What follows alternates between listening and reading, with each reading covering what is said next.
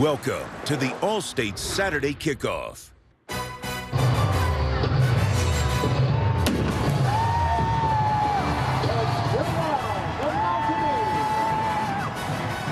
cool, brisk November afternoon here in Morgantown.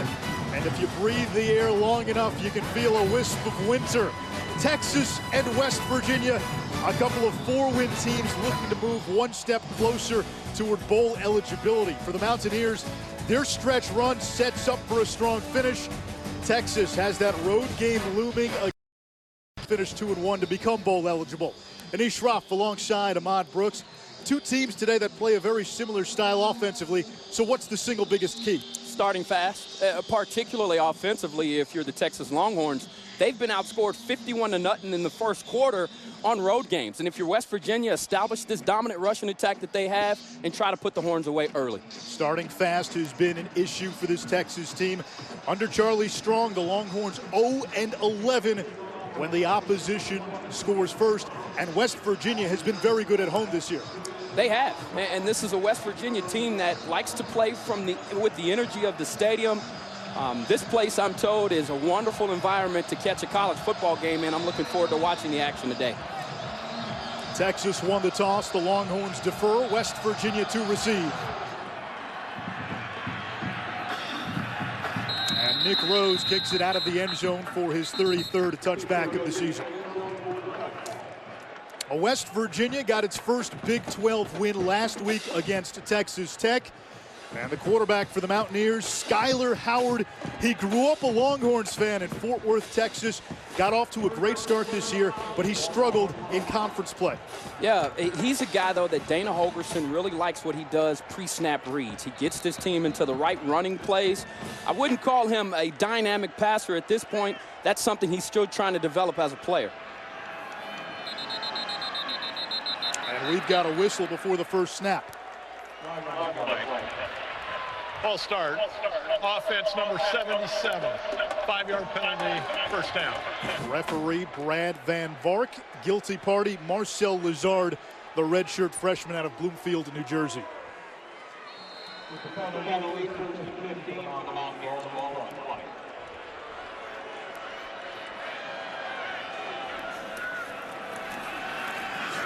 Wendell Smallwood running through defenders, and he gets a nice gain on first down. 14 yards for Smallwood, who had a career-high 163 last week.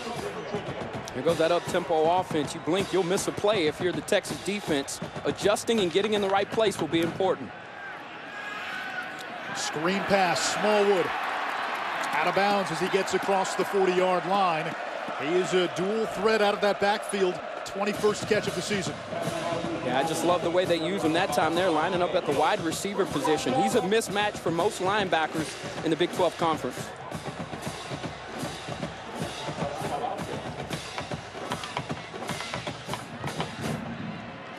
Smallwood motions. Skyler Howard will run it himself.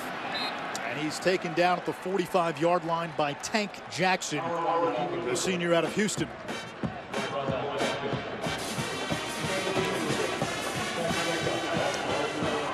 After a gain of 3, back to the air. And that's caught by Karan White, the younger brother of Kevin White, the former All-American at West Virginia, who was a first-round draft pick of the Bears. Yeah, and he got the start today at the Z position.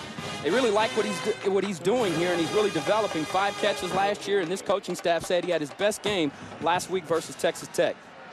We apologize for the technical difficulties, having some video issues right now. Howard's pass is intercepted by Devontae Davis.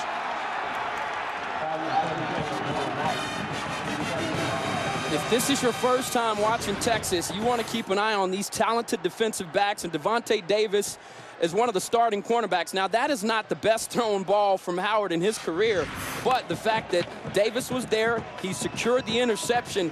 This is a bunch of young talent on this Texas defense. They're coming up with a big turnover, giving this offense great field position. We mentioned the struggles Texas has starting games on the road this season.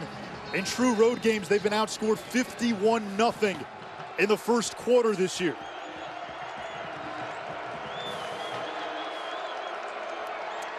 Jonathan Gray on first down into West Virginia territory. He had 3 touchdowns in a win against the Mountaineers last year.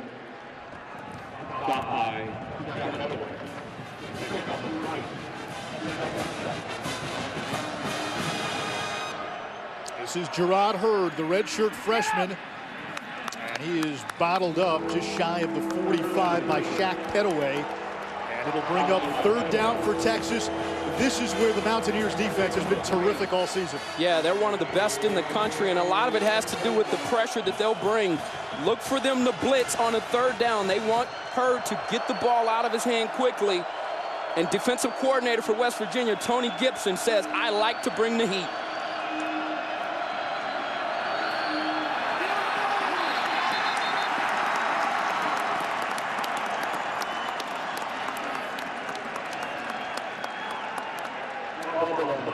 That will be a fumble, and it's recovered by Texas. Miscommunication there. Hurd's looking to the sideline. There was a check with me play where they're looking to see the best look to determine the play, and the center, Taylor Doyle, just snaps the football. They're lucky that they're able to punt this football, and West Virginia didn't recover. A mishap and a misassignment early on for Texas. Dixon's punt will go into the end zone for a touchback. So Texas got the turnover, unable to capitalize. Mountaineers get the ball back at the 20.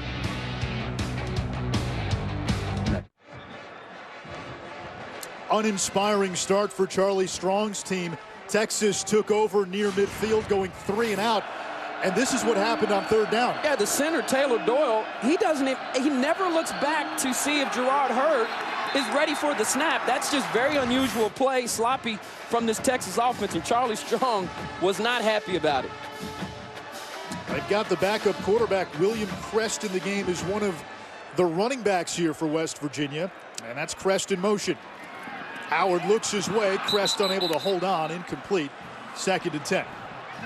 Renee Schroff, Ahmad Brooks, impact players when West Virginia has the football. Yeah, Wendell Smallwood is approaching 1,000 yards. He'll be the guy today, but if they are to stop the run, Texas, it'll start with number 98, Hassan Ridgeway.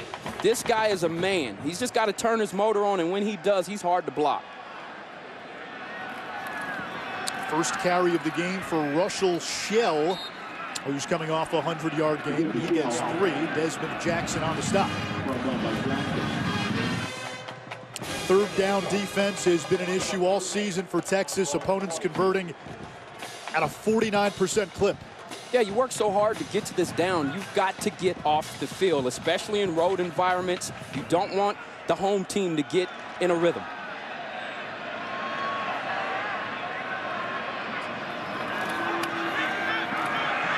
Howard in trouble. Checks down. That's caught by Shell.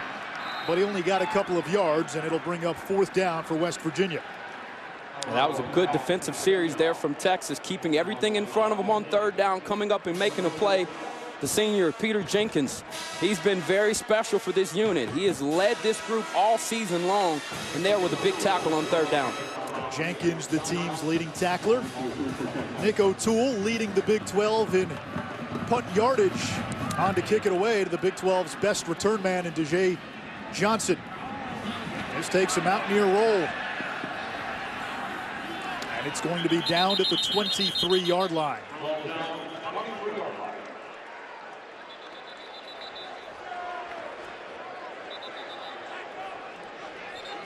Gerard Hurd, the freshman starting for Texas, took over as the starting quarterback in week 2 for Tyrone Swoops. A bounce-back performance last week against Kansas after struggling 2 weeks ago against Iowa State. Yeah, it's about confidence for him. You know, last week they start the game with a bomb to John Burt downfield. I wouldn't be surprised to see them early on with designed quarterback runs and taking a shot downfield. John Burt is down here in the bottom part of your screen. They like to go to him. He's a long body, a former hurdler out of Florida. And it looks like right now he's drawn another one-on-one matchup. Get him! Hurd downfield. He's got his tight end, Caleb Blewett. And Blewett inside the Mountaineer 30-yard line, a gain of 31. Yeah, this is just a great story. This kid started off the year at defensive end, and he's been willing and able to move to the other side of the ball, been one of the better blockers for this team, and really of late has really started to catch the football, something that Texas really needs, a middle-of-the-field threat, one that can be an outlet for their young quarterback. Bird's going to keep this. He gets the edge. Has a path to the end zone. Texas in for a touchdown, but there is a flag.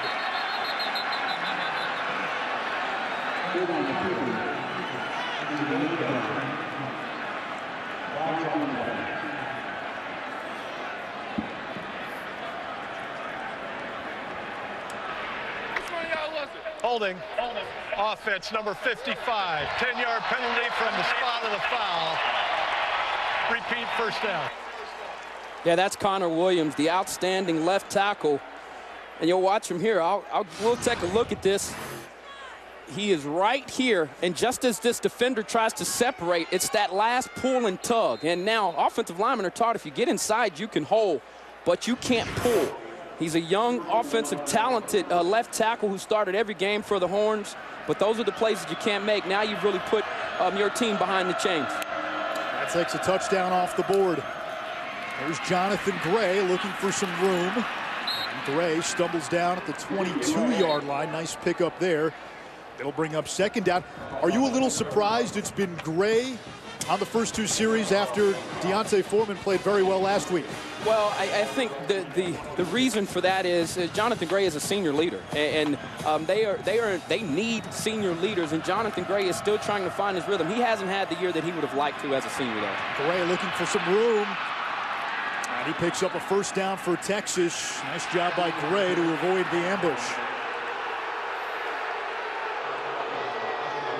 I think the crowd wanted a flag. A little extracurricular activity there between Caleb Blewett.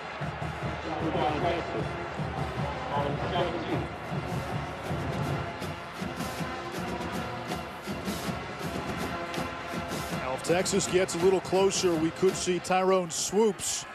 The backup quarterback runs the 18-wheeler package, which has been lethal.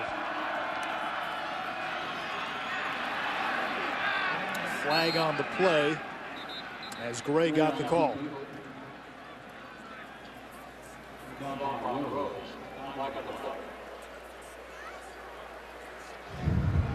Illegal formation, offense, 5 players in the backfield, 5-yard penalty, replay, first down. So we'll back up Texas. This is a West Virginia defense that's healthier, but the Mountaineers still without their best player, Carl Joseph, who is having an All-American caliber season, out for the season with a knee injury. He was one of the best safeties in all of college football before getting hurt in practice. First time I laid my eyes on Carl Joseph in 2012 when they were in Austin, you could just see the talent on this kid. He can cover, he can tackle, and he does it with passion. He's a tremendous leader for them, and they have certainly missed him in his absence.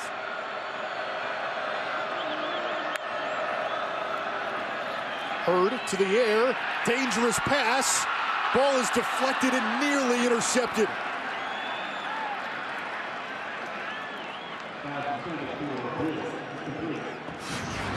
Yeah, Hurd here throwing into coverage, and it looked like he had an outlet there from Marcus Johnson, but decides to go back to Blewett on a seam route. Blewett couldn't quite hold on to it, and they're lucky that ball hit the ground, and Texas has another opportunity here to try to punch one in the end zone. We showed you the stat earlier. Texas under Charlie Strong, 10-1 when scoring first, 0-11 when the opposition scores first.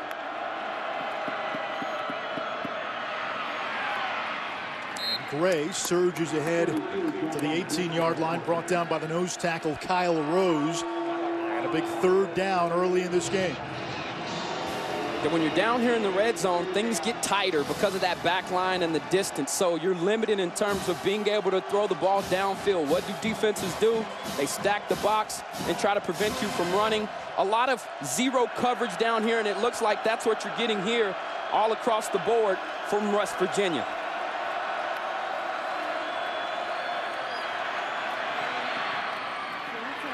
Caught by Marcus Johnson, but well shy of the first down marker. Nice tackle in space by Darrell Worley. And Nick Rose will come on to try a field goal. That was very interesting. They started with a bare front, everybody on the line of scrimmage. And if you watch the Iowa State game, Iowa State had success dropping 8 people back in coverage and forcing Gerard Hurd to hold the football. And he'd get a little antsy, break outside of the pocket, and wasn't doing much once he got outside of the pocket. So if you're West Virginia, you can tell they've picked that up from Iowa State, who had a lot of success on the road in Ames against the Longhorns. A 31-yarder for Rose, who's made just 2 of 5 in true road games. And this one is good. So the Longhorns on the board first. 3-0 Texas. ESPNU College Football All-State Saturday Kickoff. Brought to you by Allstate, proud supporters of college football. Are you in good hands? And Dave & Buster's. Eat, drink, play, watch sports. It's Veterans Week, and we salute the men and women in the armed forces who sacrifice daily so we can enjoy the freedoms of this great country. Texas with 3 points, courtesy of a Nick Rose field goal. Their first 3 points in the first half of a true road game this season.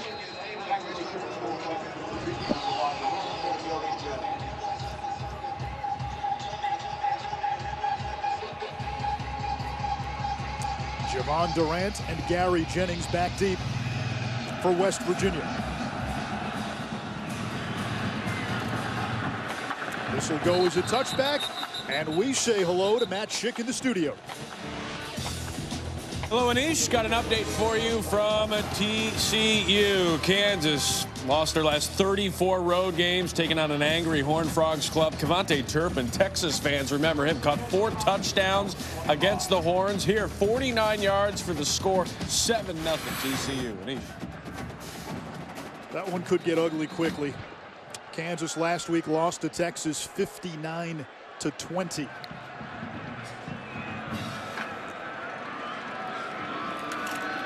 High snap. Here's Smallwood. Gets a block from Wellman. And Wendell Smallwood picks up 9, 2nd and 1. Malik Jefferson, the terrific true freshman linebacker, with the tackle. Great block there, though, by 28 in blue. Yeah, and it was just a great job of Smallwood of getting behind Wellman and finding that little crease.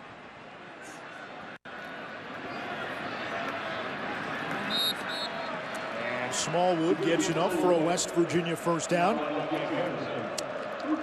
West Virginia. It's been more of a run-heavy offense this year, but it hasn't exactly been a sudden change, as you see from those numbers. Dana Holgorsen told us he's been moving in this direction for the past few years. Flag down as Howard throws it away. Ball thrown out of bounds by Howard. Flag on the play. Holding. Offense number 77, 10 yards from the previous spot. Replay, first down. Second penalty on the redshirt freshman Lazard, who's making just his 2nd career start. You look at the pass-to-run ratio when Dana Holgorsen took over. That's when they had the Geno Smiths and the Tavon Austins and the Stedman Baileys of the world. Right now, his best personnel, they're guys in the running game. You're right, and it also, I think, is the strength of the quarterback, Skylar Howard, in getting them in the right plays, dissecting what the defenses are doing, and he can run the football. So it just suits this offense, and personnel has kind of forced them into that as well. Another nice run by Smallwood, a gain of 14, and another nice block there by Elijah Wellman.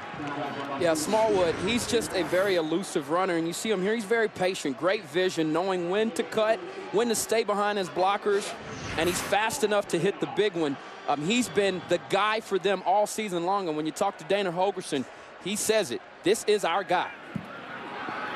Design quarterback run, and Howard is to the 41-yard line, so 3rd and 5 coming up for West Virginia. Ahmad Holgorsen also said part of the reason he's moved toward more of a run-heavy philosophy, he looks at what everybody else is doing in the Big 12, and he says you've got to do something different. Yeah, and it helps too when you brought in offensive line coach Ryan Crook here on a 3rd down as they empty set. Howard will tuck it. And he is going to be stopped short of the marker, so 4th down coming for West Virginia. Nice tackle by Peter Jenkins. No question, and that's the hardest thing in football to do, is tackle in the open field. And Howard there didn't look like that was a design run. It looked like there were routes behind coverage, but he just couldn't get to him. Texas with enough pressure there to flush him outside of the pocket, and now they get off the field on 3rd down. Nick O'Toole will punt it away, known for his incredible facial hair. Used to be known as Boom Stash. Still is, but he's got a boom beard. Jay Johnson corralled inside the 10-yard line. Great special teams coverage after a 50-yard punt. College football tonight on ABC. Oklahoma visits Baylor. Ahmad, were you surprised that the Bears were only ranked 6th when the playoff rankings came out Tuesday, behind one-loss teams Notre Dame and Alabama? I was, and especially considering that Iowa jumps into, the number 6 spot. I just found that, or pardon me, number 5 spot. I just find that very interesting. But I think the Big 12 will make up some ground here. As we know, the schedule's backloaded. So the big games are coming for the Big 12 in this conference to really show what they're made of.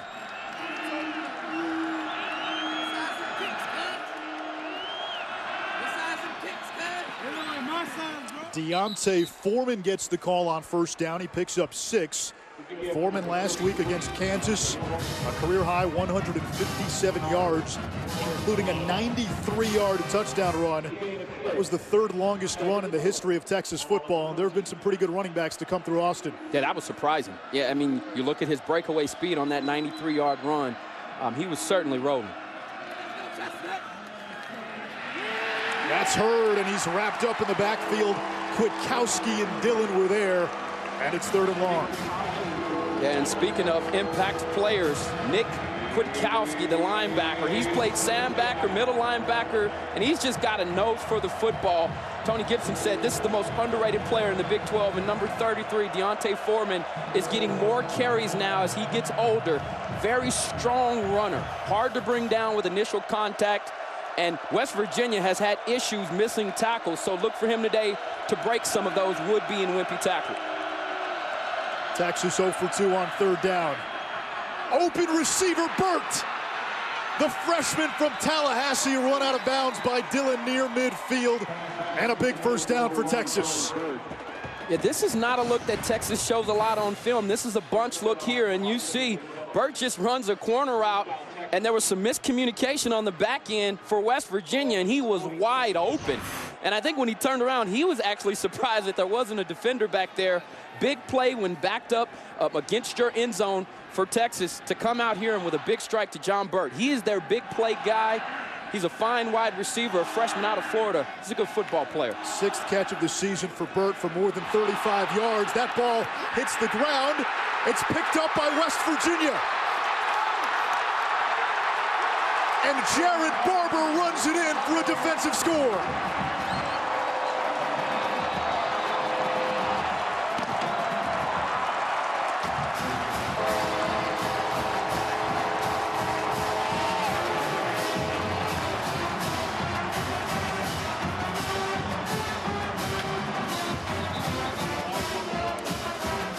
Take a look at this again, as just looks like there the handoff between the quarterback Hurd and Foreman just wasn't on point, and it almost looked like Foreman reached for the football. And you're told as a running back, you open up that pocket, it's the quarterback's responsibility to put it where it's supposed to be. And I'd like to get a front, if we can get an end zone angle of that, maybe we can get a better look at what happened there. But what a big turn of events for this West Virginia defense. And how about the Mike linebacker, Jared Barber, coming back from his first game from injury with a play to really get some energy inside of this stadium and give them a boost. The play is a touchdown. After the play, unsportsmanlike conduct, West Virginia, number 4, leaving the bench and coming onto the field. We also have a sideline warning against the Texas bench. The 15-yard penalty will be enforced on the kickoff. All right, so a lot to go through there. The penalty after the touchdown, so the score counts. And a sideline warning against Texas. The first sideline warning is just that. It's just a warning. Subsequent ones result in penalties.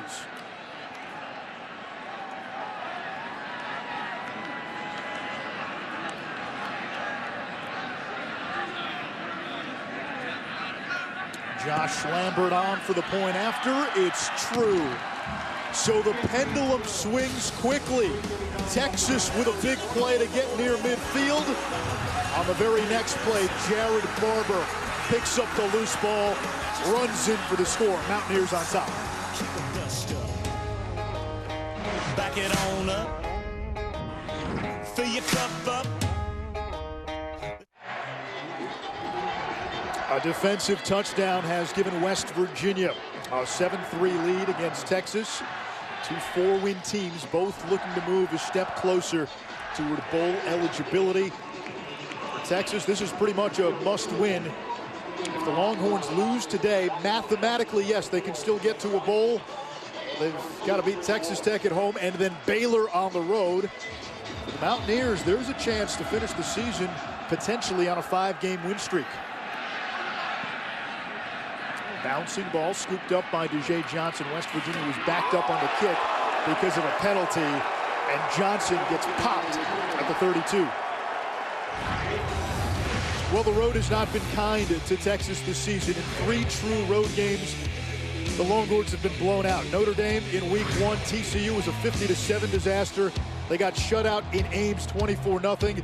They hadn't scored in the first half entering this game, and 11 of the 21 first half drives coming into today were 3 and outs.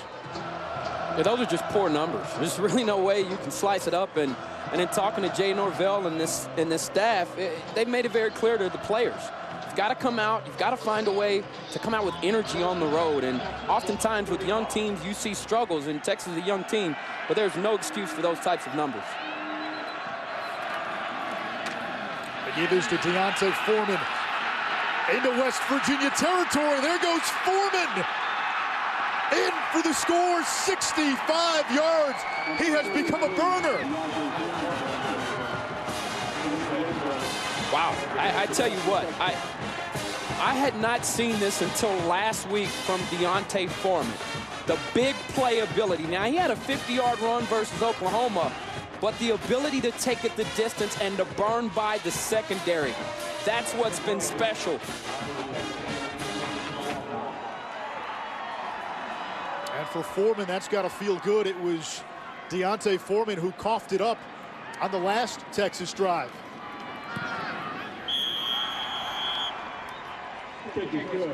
Extra point is good. Yeah, let's take a look at this replay. He's going to end up picking up a good block here from Caleb Blewett. But watch once he gets to the second level here as we run this. A little misdirection to try to get him off. He picks up the block. In here, there is nothing there. But what is really amazing is he outruns the corner, the member of the secondary from the backside. That is extremely hard to do in the middle of the field, and they've got an opportunity to chase the other pylon and to catch you.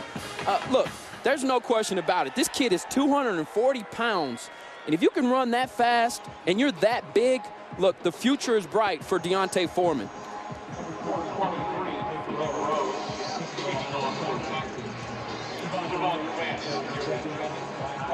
Foreman did have back-to-back 100-yard games against TCU and Oklahoma, but was held in check in Ames. And when you saw him rip a 93-yard run against Kansas last week, you were stunned that he had that in him. Yeah, and then it was interesting just listening to some of the stories. This kid coming out of high school supposedly was running a 4.4, and I'm starting to believe that he's that fast with the way that what he's been able to do the last 2 weeks. Another touchback for Nick Rose. You need to get the Watch ESPN app. It is free to download. It allows you to watch all the games on the go, on your tablet, on your computer. Wherever you might be, it is the Watch ESPN app. We'll have that fired up after our game today to watch some of the later games. Big weekend in college football, especially with the regular season winding down. And in the Big 12, certainly a lot of playoff implications with Oklahoma and Oklahoma State and Baylor and perhaps even TCU still. On the ground to Smallwood. Slips one tackle. And Smallwood is going to be close to a first down. Wendell Smallwood running strong. He does get enough for a first down. Just a very smooth athlete. Does everything with great fluidity. And with that last run, he's now over 1,000 for the season. Howard in trouble and sacked. And that has become the identity of this Texas defense. Jackson and Hughes were there. They only had 7 sacks in the first 5 games, 23 in the last 4. You know, the interesting thing is they've actually gotten to the quarterback. They've missed a lot of sacks. So you see these numbers increasing. Part of it is players are just starting to make plays. Vance Beffert, the defense coordinator for Texas, he likes to bring pressure, much like defense coordinator Tony Gibson for West Virginia.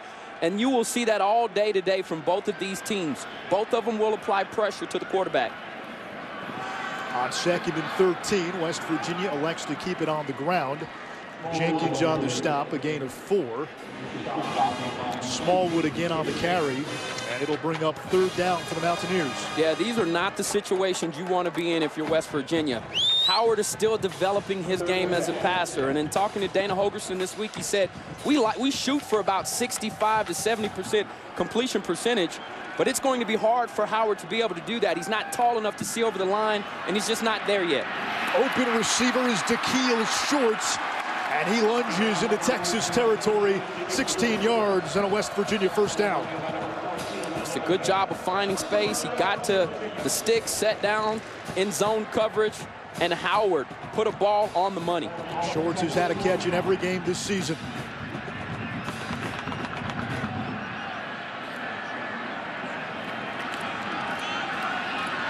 Russell Shell to the 45 for a gain of 4. Yeah, this is not something you see a lot of from Howard on film. He stares down the wide receiver, but there's just no players in the middle of the field for Texas. The safety's 25 yards deep, and that was an easy pitch and catch there for West Virginia. Once again on the ground. And right back to the line of scrimmage, so another 3rd down. Skyler Howard, an interesting story. He had 0 FBS offers coming out of high school, so he began his career as a walk-on at Stephen F. Austin, ran out of money, went the junior college route, and then elected West Virginia in large part because of the Big 12 affiliation. He's a Texas kid. Caught the blitz there. Good timing to get it out of his hand.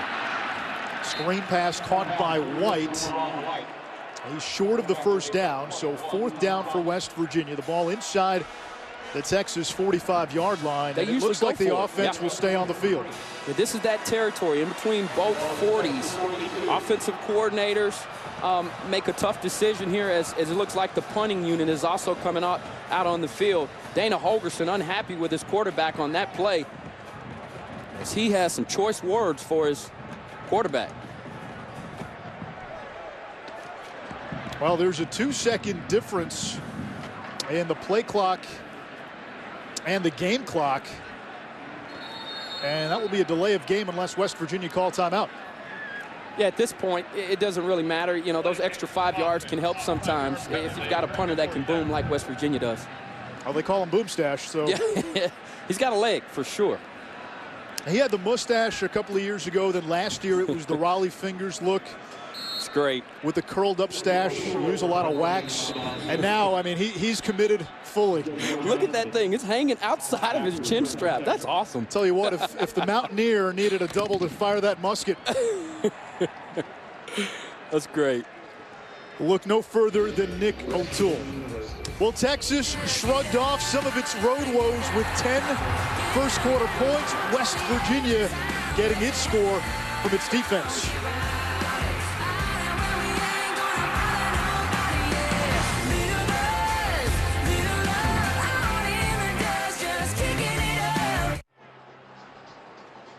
It is the month of November, so we highlight Nick O'Toole and the evolution of his facial hair. Watch the hair on top of his head and then below his lip and the lip area. That was last year. That was the Raleigh Fingers look, and now he's committed.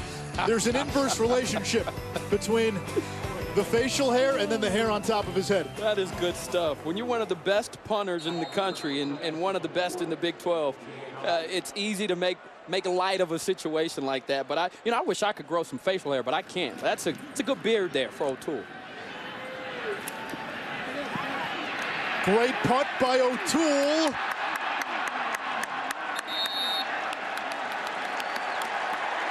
And they're going to mark it down at the 1-yard line. That's just great hang time.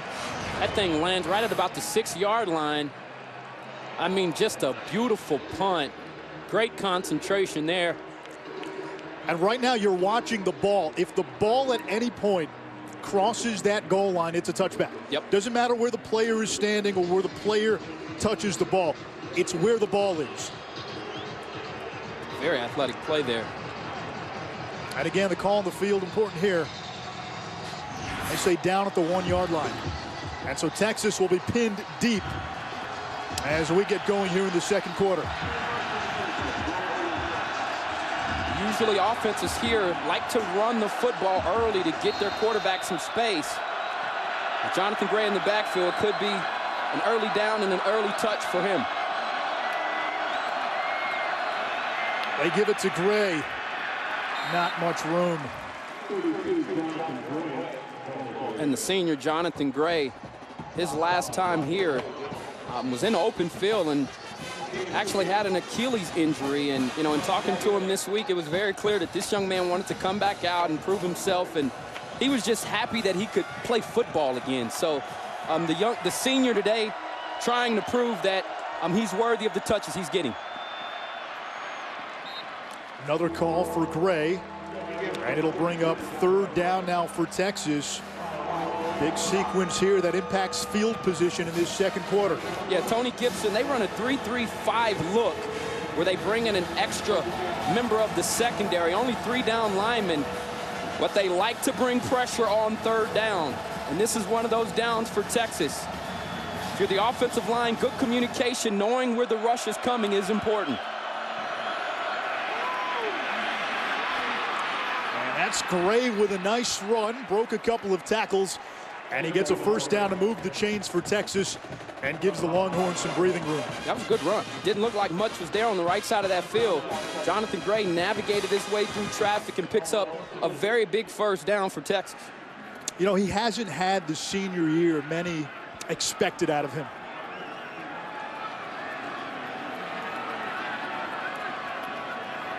Remember, Gray was a guy who came to Texas with incredible hype and was coming off one of the great prep careers.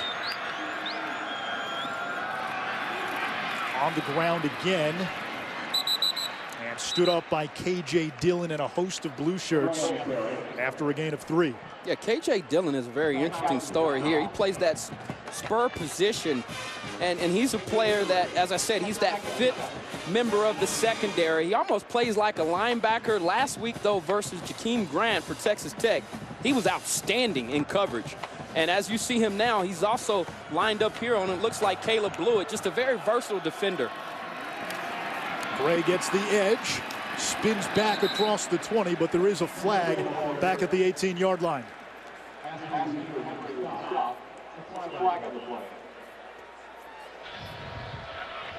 Holding offense number 55. 10 yards from the previous spot. Replay 2nd down. Second penalty on the true freshman left tackle Connor Williams. Tough first half, but they feel this kid is going to be a star. The penalty is half the distance to the goal. Yeah, he played a lot of tight end in high school. So when you look at this kid, he's very athletic. He's not as tall as you would like, but his feet are outstanding. He gets in the right position, and he's still developing. But part of the reason he's holding, he's got an aggressive mentality. He comes out and he's trying to punch you in the mouth every single play. One of 2 freshmen on that offensive line, along with the right guard, Patrick Vahe.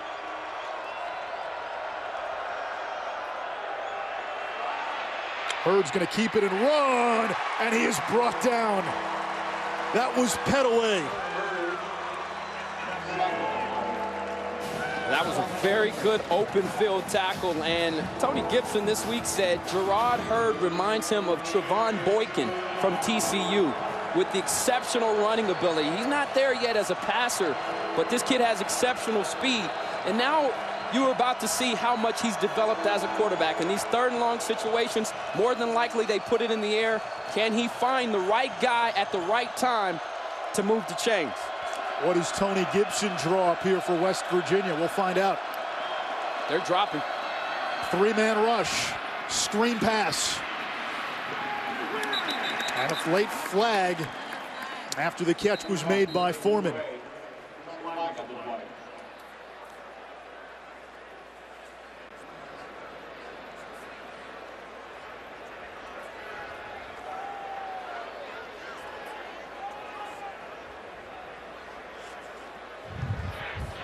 Illegal block in the back. Number 77 of the offense. That penalty is declined. Brings up 4th down. That was the other freshman on the O-line, Vahe.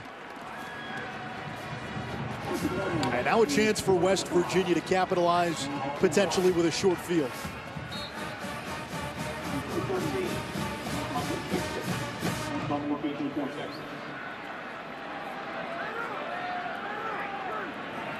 Michael Dixon, the freshman from Sydney, Australia, kicks it away.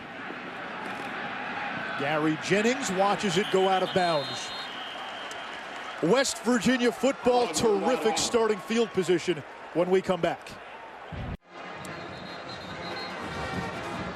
West Virginia down 10-7, early second quarter. This Mountaineer football team opened the season with 3 straight wins, all blowout wins in non-conference, then went 0-4 in a brutal October gauntlet where they faced the 4 heavyweights in the Big 12, 3 of those games on the road. West Virginia bounced back last week to get its first league win against Texas Tech. Russell Shell draggling a defender all the way to midfield for a gain of 7. It's been an odyssey for Shell, who began his career at Pittsburgh, was set to transfer to UCLA, then had a change of heart. Pitt didn't want him back, so he ends up at West Virginia. There's Skyler Howard, quarterback keeper, and he's going to be close to a first down. Jenkins on the stop for Texas. Yeah, that's where Howard can make the biggest difference, is in the quarterback run game. Yeah, he's done a fantastic job this year of knowing when to keep the football and when to hand it off in those zone read option plays. And there you saw it, just enough to get the first down, the good awareness there to lunge forward and to pick up the first. And initially they said 3rd down. Now they've moved the chains, so it will be first down West Virginia from the 46 of Texas. Howard off play action, open receiver, Karan White. And that's a big gainer, 19 yards for White. He was coming off a breakout game, and Dana Holgorsen wanted to temper the comparisons to his older brother, Kevin White. But they do feel Karan's got a bright future in Morgantown. Yeah, Dana said that he's further along at this point in his career than Kevin White was, and he believes the way that he played last week, he probably is closer to the junior version of Kevin White, which is surprising to hear, but he's really come on these last 2 weeks. Here's the blitz from Texas. It's Shell tumbling across the 30. Yeah, just a one-on-one matchup with the freshman cornerback Devontae Davis, and he wins the matchup there as he was in soft coverage. It looked like he got a little banged up there on the play, holding that left hand. Haven't seen him return to the field yet. Smallwood into the game at running back. William Crest into the game as well. And here's Smallwood. Dana Holgorsen described him as tough repeatedly yesterday. That's been on display in this first half. Yeah, but he's also got talent. It's one thing to be tough. It's another thing to have the exceptional lateral movement that he has and the breakaway speed. Howard's going to keep this on that belly option. Breaks a tackle, still on his feet, and gets inside the 10-yard line. I don't know how he got away from Jason Hall. Well, because he tried to sling him down and not drop him. This is great technique here. He gets him, but instead of making sure he comes down to the ground, he tries to throw him forward. That's not something you're taught while tackling during the week. That was out of Sonic the Hedgehog's playbook. Smallwood pushes across the 5, and he's going to be stopped at the 1-yard line. This is the offense that we talked about in the open, and prior to this series, the West Virginia running backs were averaging 6 yards a pop on the ground. And you see it now when you add the element of Skyler Howard being able to run, the defense has to account for him, really thins out the defense as they are now inside the 1-yard line looking to punch a score in here. Elijah Wellman is the deep back.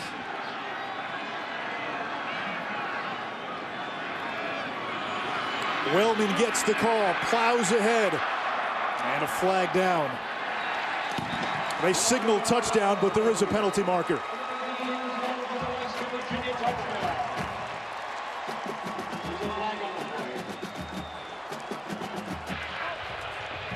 Offside. Defense number 99.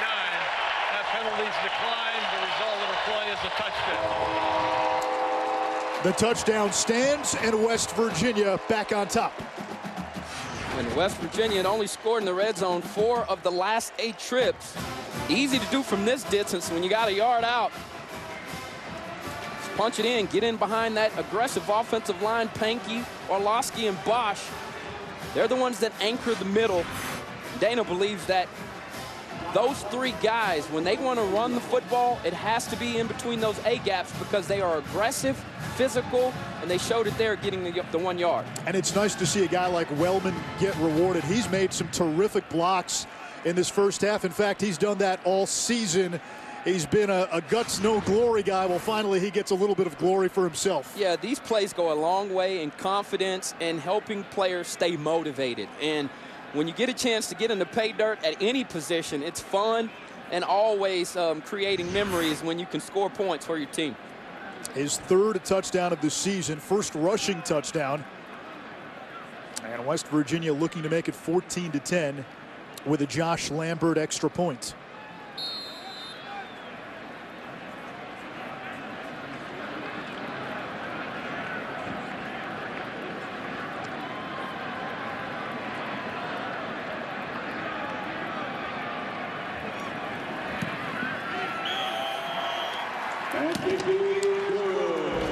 The MO on that last drive was simple. It was the ground pound from West Virginia. Skyler Howard kept this play alive. Elijah Wellman punctuated the drive with a TD.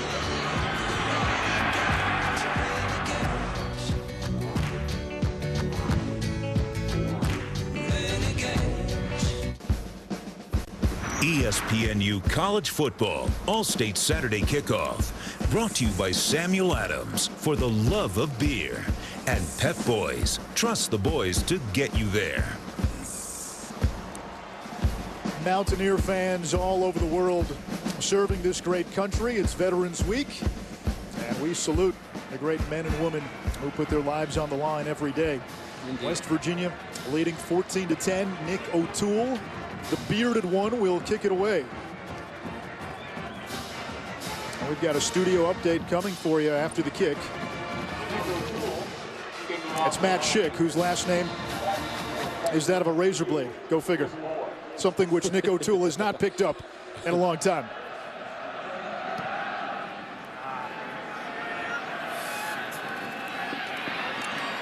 Short kick. This is Kirk Johnson, upended at the 21-yard line. Let's check in with Matt Schick, who I'm sure has never used a razor in his life. You know, Anish, with great mustache comes great responsibility. I would know nothing about that. We check in with Ohio State again, reigning national champs, some playoff hopes. JT Barrett to Michael Thomas for the touchdown. They're up 7-0. Meanwhile, Florida ranked 11th by the selection committee, up 7-0 on South Carolina. The touchdown pass, Jordan Cronkrite. His 2nd touchdown. They're up 14-0. Anish. All right, thank you, Matt. Tyrone Swoops into the game at quarterback for Texas. He hands it off on first down, and to the 26-yard line goes Jonathan Gray. Swoops normally comes in short yardage goal line situations, the 18-wheeler. But Charlie Strong electing to start this drive with Tyrone Swoops. I'm a little surprised that we're just now seeing him at this point in the ball game, but he's more the developed passer. Look for him to try to stretch the field with deep balls. Foreman about 3.5 yards shy of the first down marker. And now you've got 3rd and 2, and this is 18-wheeler territory. Yeah, it is. And you see they bring in more muscle with Delatorre, H-back / fullback.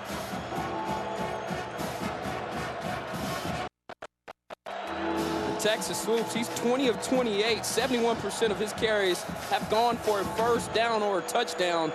This package has been money for Texas. He had 5 touchdowns last week against Kansas.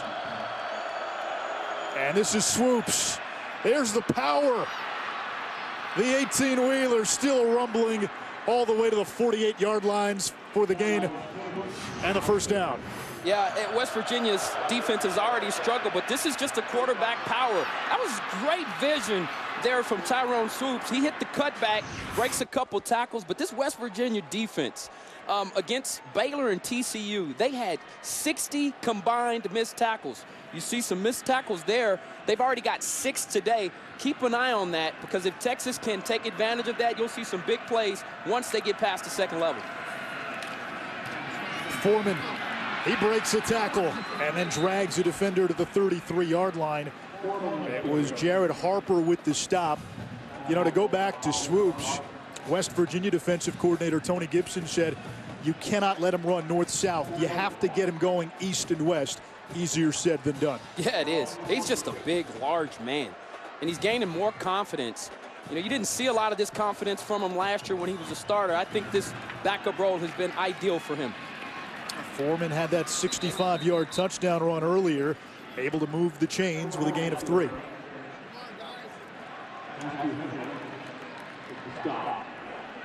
And for Swoops, this has really been a renaissance in this offense. He lost his job after week 1, struggled in that Notre Dame game over in South Bend, and you wonder what his role would be going forward. Well, this has been a valuable role, and he has been almost automatic in the red zone.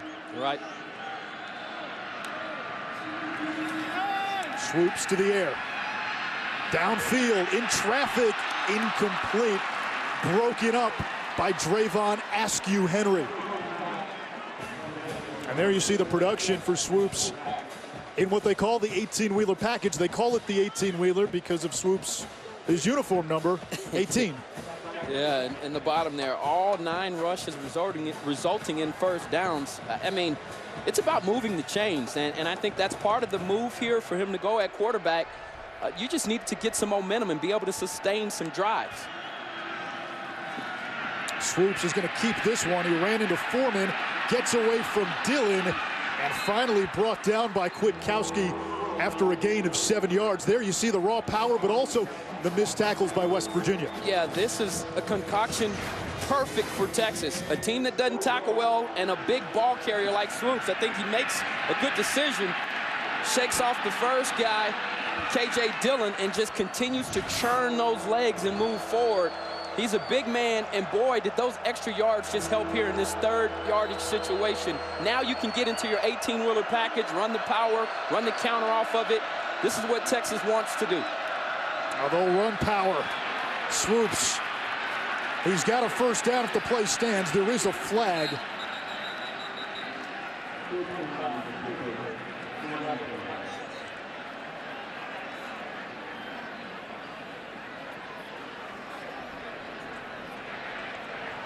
Holding. Offense number 42. 10 yards from the previous spot. Replay, 3rd down. Yeah, that's Caleb Blewett.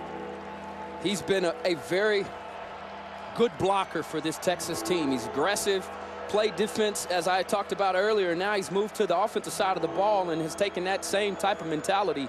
But that penalty there hurts, as now you've got to change your personnel. And like I said, the prior play, you've had most of your success on short yardage in the 18-wheeler package.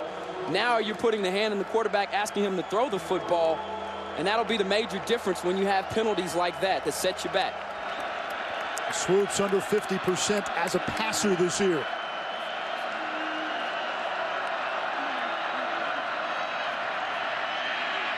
He'll step up and run.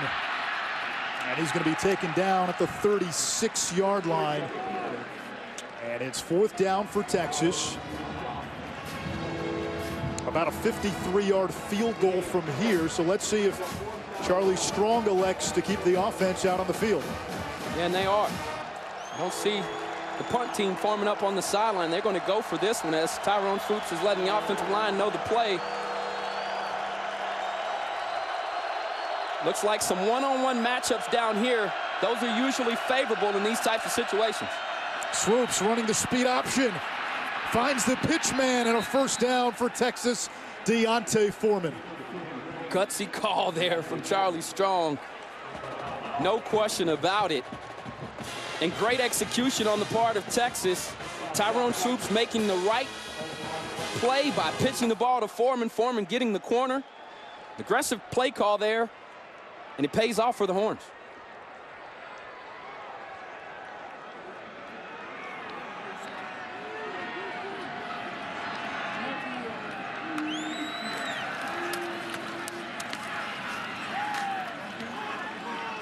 On the ground again, and a gain of 3 by Foreman. And Foreman closing in on 100 yards here in this first half. He had 12 carries for a career-high 157 yards last week, 9 for 97 thus far.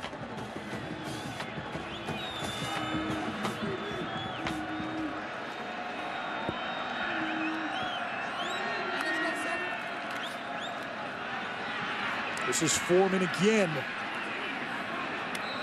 And he's inside the 20. He's got another Texas first down.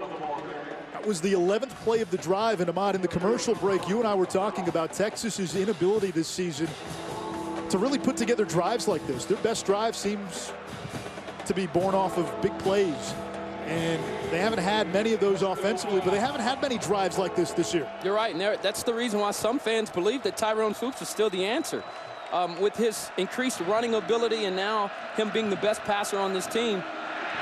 It's like an offsides there.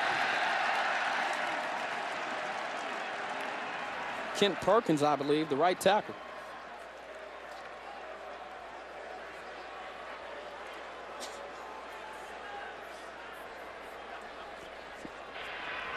Ball start.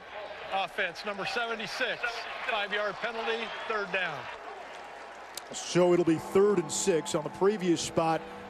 Texas did not get that first down call. So 3rd and 6, and as we saw last time on, what was it, 4th and about 6? A run play could very well be on the table here.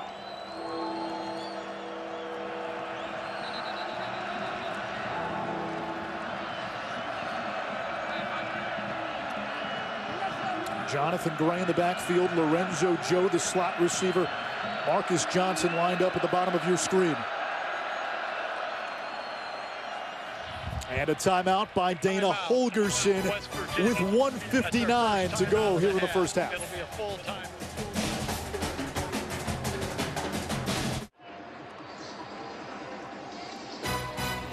Later today on ESPN, undefeated Oklahoma State visits Ames to take on Iowa State at 3:30. And then Leonard Fournette and LSU home for Arkansas at 7:15. Fournette's Heisman case hit a bit of a speed bump last weekend in Tuscaloosa. They'll look to get that campaign back on track. 11 plays already on this drive for 54 yards, 6 minutes and 5 seconds off the clock. That's how you sustain a drive. Jonathan Gray in motion on 3rd and 6. And swoops, keeps it, breaks one tackle. The ball is out. Who's got it? West Virginia football.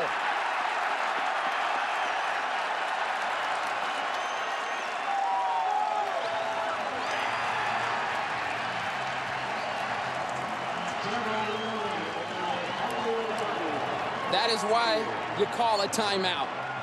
The defensive adjustment there from Tony Gibson. He brought more numbers inside of the box, saying Tyrone Fuchs is going to run the football. I'm sure that was the message he gave his guys on the sideline. And Nick Kwiatkowski with the big hit there to pull and rake the football out. That changes the momentum of the game. And you watch him here, just a very aggressive tackle, head in the right location. Unsportsmanlike conduct, number 95 of West Virginia. That's his first unsportsmanlike conduct foul of the game. So if you heard Brad Van Vark, Darryl Worley recovered that fumble, but an unsportsmanlike penalty on defensive end Christian Brown. One more, he's ejected. The foul is on number 95 of West Virginia. Mountaineer football, 1:48 to go in this first half. And if you're Charlie Strong, they've shown up for this road game. 259 yards in the first half. West Virginia only 149. But thanks to a defensive touchdown, the Mountaineers with a 4-point lead. And Texas, they've done a really good job of taking care of the football this season. Not in this first half, 2 turnovers. Yeah, that's disappointing, and that's a drive killer. You know, anytime you give the ball back to a team. You see it here, committed 7 turnovers, tied for fewest in the FBS, and now they've already got 2. Not the start you would like if you were Texas, as it looks like that particular turnover may have taken some points off the board. Wendell Smallwood on first down into the secondary, and finally taken down by Hall after a gain of 21. And that's where he's dangerous. Anytime he can get to the second level and utilize that quickness and that acceleration, you can see why he's the most dangerous player on this offense. They'll feed Smallwood again, and he wisely gets out of bounds. That'll stop the clock with 1:30 to go, a gain of 5. 95 yards in this first half for Smallwood. Yeah, and typically in these 2-minute situations, so there's an injured player on the ground. It looks like Desmond Jackson, the senior defensive tackle for Texas. Usually in these situations, you put a lot of pressure on your quarterback in 2-minute drill for him to be able to throw the football. But Dana has said this is not a quarterback yet that they trust with the ball in his hands like that to throw the football. So you saw them come out. What do? They run the football, try to get him adjusted. They get a good carry there and a good run there from Smallwood to try to take some pressure off the quarterback. 90 seconds to go here in this first half. Matt Schick with a preview of halftime. What do you got, Matt? Anish, much to get to here. Coming up at halftime, big day coming up for the Big 12. As we mentioned, Baylor and Oklahoma. Kevin Carter will give his keys to that game. JT Barrett back after his 1-game suspension. How are the Buckeyes looking? Still in a tight one with Illinois. We'll update you there. And Michigan State and TCU trying to bounce back from losses. See you then. We still have 90 seconds to go here in this first half. 2nd and 5, West Virginia from the Texas, or rather from their own 37. Another run play. Smallwood looking for room, and he gets free across the 45. It's another first down for West Virginia, a gain of 10. Smallwood over 100 yards for the 6th time in 7 games. Yeah, Smallwood there. He saw Dylan Haynes coming into the box and just cut away from him. Clock continues to run as we come up on a minute to play. Dana Holgorsen still has 2 timeouts. Howard will take a shot downfield. And it's caught by Durant for a West Virginia touchdown.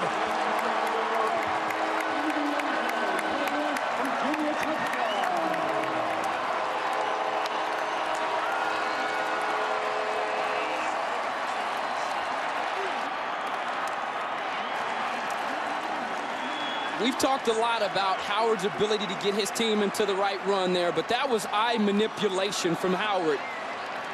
We'll go back and take a look at this play, but he literally moves the safety with his eyes. Jason Hall keeps him in the middle of the field as the double move on the outside that beat the young cornerback Devontae Davis, as he was able to put the ball on a nice lob. But watch Howard here initially. He looks off the safety. Hall, who can't get to this football, he'll come late in your screen. He looked that safety off. Had he not done that, Jason Hall might have been in a position to make a play. But Skylar Howard, not known for his passing prowess, that time there really showing that he could throw the ball down deep. And this is a team that when they do hit you with a pass play, they hit you with a big one. A big confidence booster for Javon Durant, who had struggled with drops of late. And the freshman out of Miami has given the Mountaineers a cushion. Point after by Lambert is good. Off the Texas turnover, Howard to Durant. 21-10, West Virginia.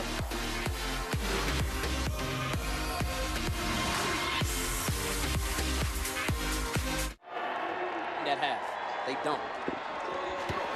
Celebrating its 11th year sponsoring the Good Hands Field Goal Nets, All-State makes contributions to participating universities' general scholarship funds for each field goal and extra point kicked. To date, All-State has contributed millions in scholarship money. Story of our game has been turnovers. 2 Texas TOs have led to 14 West Virginia points, and that's the difference. Yeah, and Dana Holgorsen said on average you get about 15 possessions in the Big 12. Last week they only had 12 versus Texas Tech because they were able to control the clock. But when you give the ball back to an offense, you take away those possessions, and those are very valuable when you're trying to score points. 1 minute to go here in the first half as we take a look at that last touchdown. Yeah, just brilliant eye manipulation from the quarterback here, Howard. But watch how he moves this safety and forces this safety to stay in the middle of the field rather than to try to get back to this hash. He's the middle of the field safety. And then here at the bottom of the screen, this is a double move from the wide receiver Durant. Just holds the cornerback Devontae Davis long enough to get behind him in coverage. And an excellent throw there from Howard. Puts it right on the money. He catches the football. That is what West Virginia has been wanting from their quarterback, and to see him develop into a competent passer, and they did it here against Texas. Gerard Hurd back in the game at QB. Swoops had the last series. Texas elects to keep it on the ground with Jonathan Gray for a gain of 3. Longhorns have all 3 timeouts.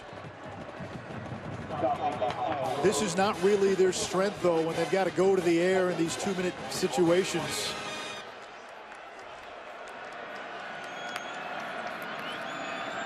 And they'll keep it on the ground again. And Gray tackled right at the first down marker. And that'll move the chains. It momentarily stops the clock. 34 seconds left. 11-point deficit. And now the clock will start to run.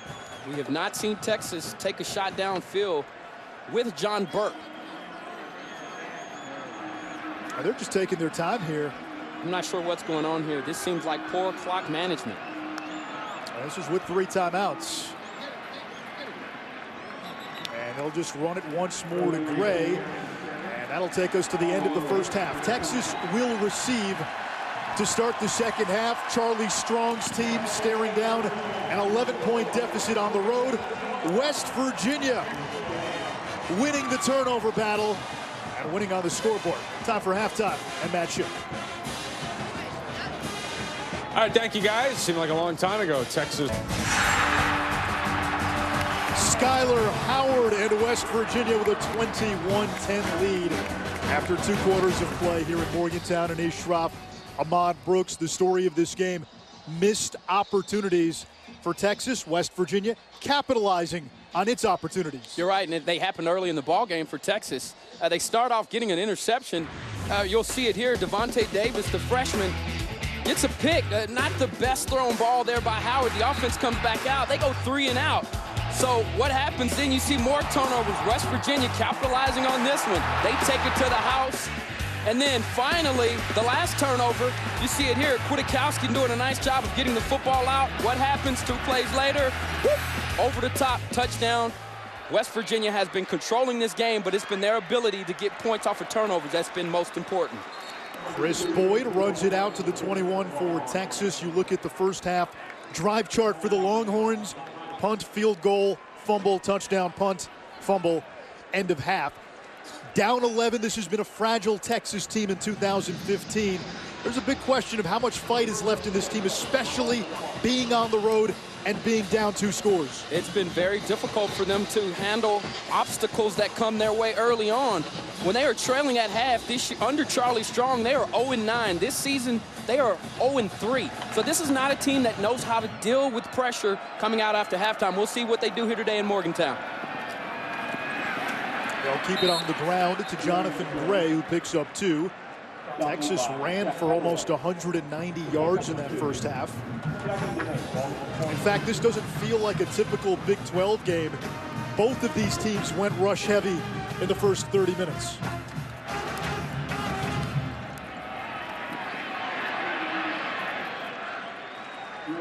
Gray once more. It'll bring up a 3rd down for Texas. And this is a pivotal possession in true road games this season. 8 of Texas's 11 third-quarter drives have been 3 and outs. Yeah, that's not what you want to see right there. Jonathan Gray coming off. We remember the last time he was here, had an Achilles injury. He's over there being evaluated now on the sideline.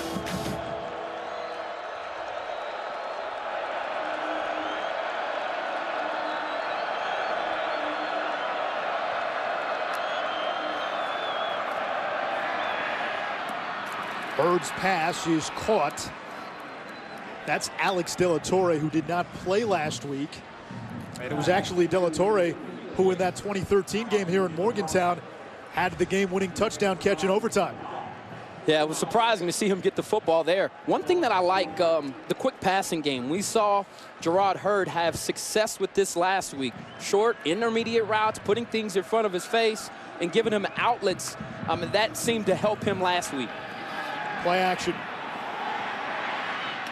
Incomplete, intended for Foreman. Covered that time by the safety, Askew Henry.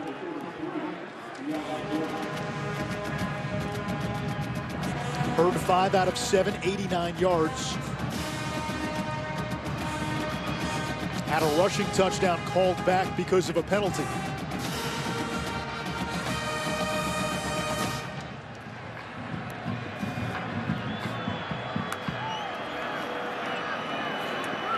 Foreman looking for some running room. And Deontay Foreman to the 35-yard line, a gain of 4. 3rd and 6. And for Foreman, back-to-back 100-yard games. In fact, he went over in the first half. The Longhorns 4 of 9 on 3rd down against one of the better 3rd down defenses in the country.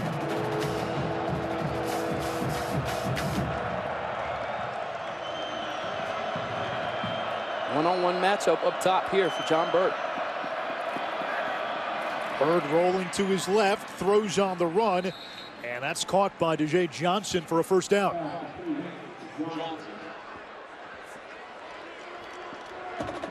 I like the play call there from offensive coordinator Jay Norvell, getting Hurd on the move. But what that does is it gives him 2 options. He can either tuck that thing and run if the edge is there, or he can try to find the short completion like he did there. The one thing it does limit is the field. You only have half of the field as an option, and so you better flood that area. If not, there's not a lot of outlets there for Gerard Hurd.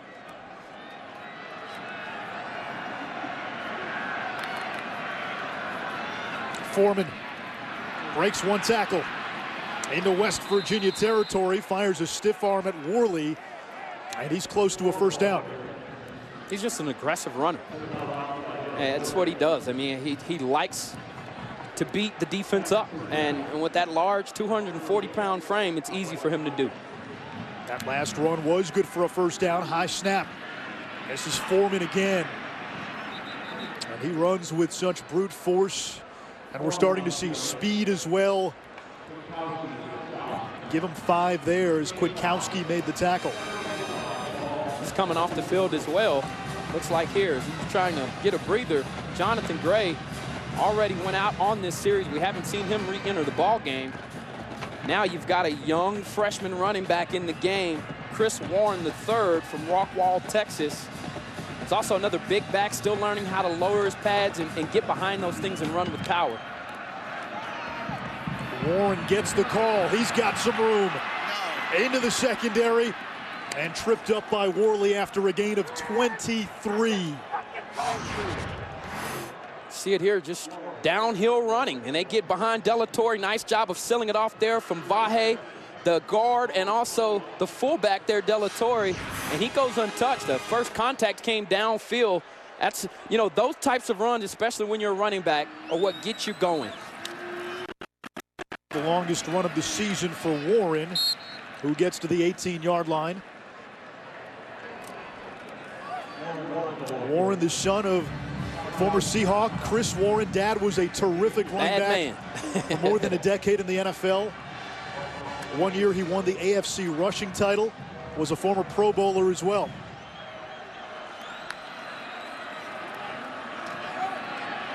This is Warren around the edge.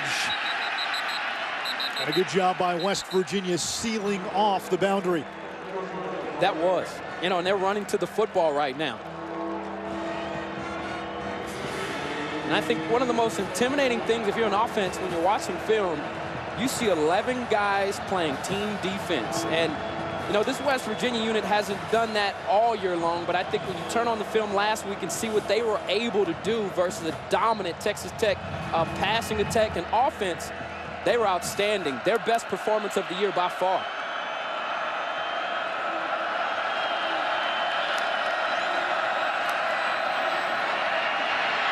Hurd tucks it. And he dives to the 10-yard line for another Longhorn first down as the drive continues. Off-schedule plays. You don't coach this. This was not a designed play, but Hurd's intuition, his feel for the pocket getting a tad bit tight, and him also seeing yardage. A very smart play there for a guy that is known for doing that with his legs. He did it while he was at Denton Guyer up there in the state of Texas. 13th play of the drive. Foreman trying to change directions. It's not there. West Virginia really standing tall there, just clogged up. All the gaps there. Foreman looking for a place to run. Not much there. West Virginia getting healthier on defense. Jared Barber, who had a fumble return for a touchdown, left last week's game with an injury. He's playing today. Terrell Chestnut back after an injury. Carl Joseph out for the season. He's their best defensive player. Foreman broke the initial tackle and shoved out of bounds by Barber. Third down now for Texas. Yeah, Christian Brown had the first opportunity on him, the young man from Fort Myers, Florida. Foreman manages to get away. And this is a big third down for both teams. Texas can still get a first down. It's 3rd down and 4 from the 5. And there is an injured Longhorn down on the field. It is Foreman.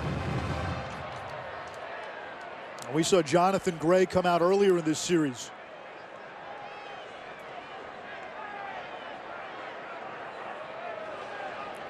Foreman, 128 yards rushing, but down.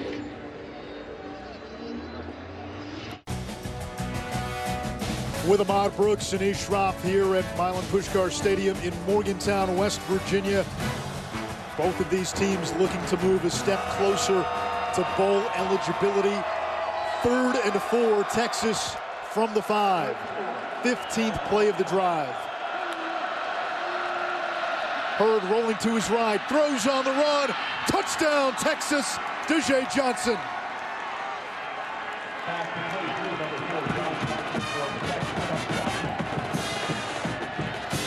It's just good execution on the part of Texas.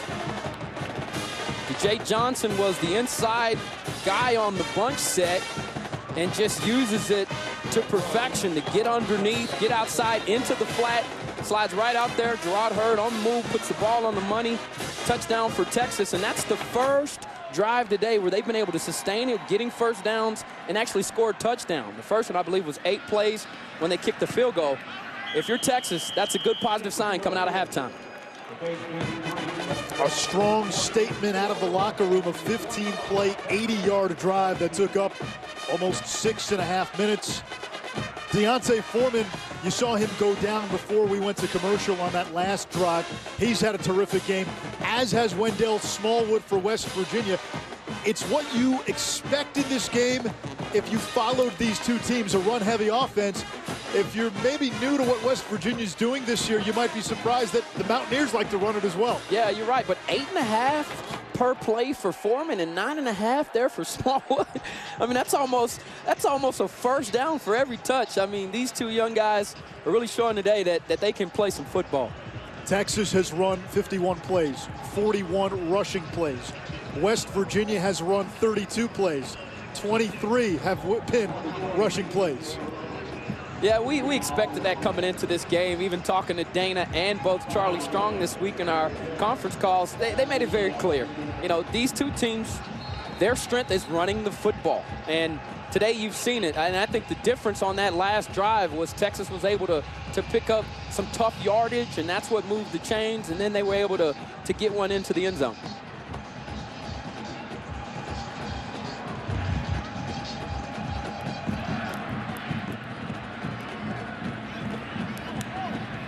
Durant, who has a touchdown in this game, will not run it out. Let's look at our Jared drive recap. A couple of big 3rd down conversions. DJ Johnson there, and then Gerard Hurd with his feet. Yeah, it's good to see your quarterback in critical situations do this. 3 third down plays, Gerard Hurd coming through for his team. A young quarterback still trying to gain confidence and grow, as he didn't have the best first half. That's a good positive sign for the Texas Longhorns. Russell Shell starts in the backfield for Dana Holgerson. Shell running behind Wellman, and he's able to pick up 3.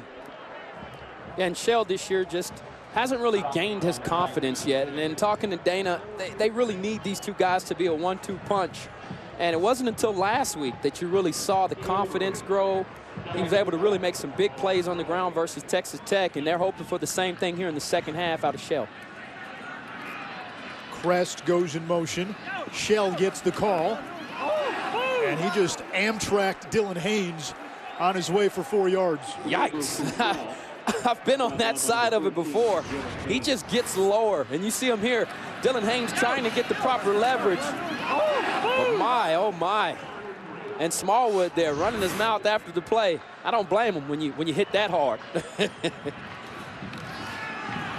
Howard's pass caught by Shorts, and it looks like he's going to be just short of that first down marker. 4th down and 1. And this is where West Virginia, if they are going to go for it, they like to get on the ball quickly and go. It looks like they're sending out the punting unit. You can see the frustration there on the offensive line. They are not happy about it. I think they wanted a shot at trying to get this fourth and inches. You think he's had a few Red Bulls today? Of course he has. We were in the coach's office yesterday, and we spotted a fridge full of Red Bulls. Johnson bottled up immediately. Here comes a late flag. Another terrific punt by Nick O'Toole.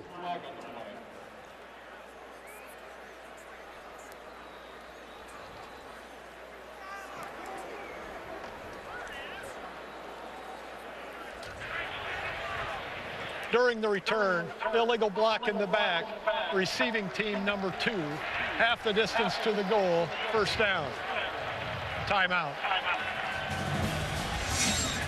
Oh, Coach Red Bull is fired up on the sidelines. He's had more than a couple today. To this great country, 21-17 West Virginia and Texas.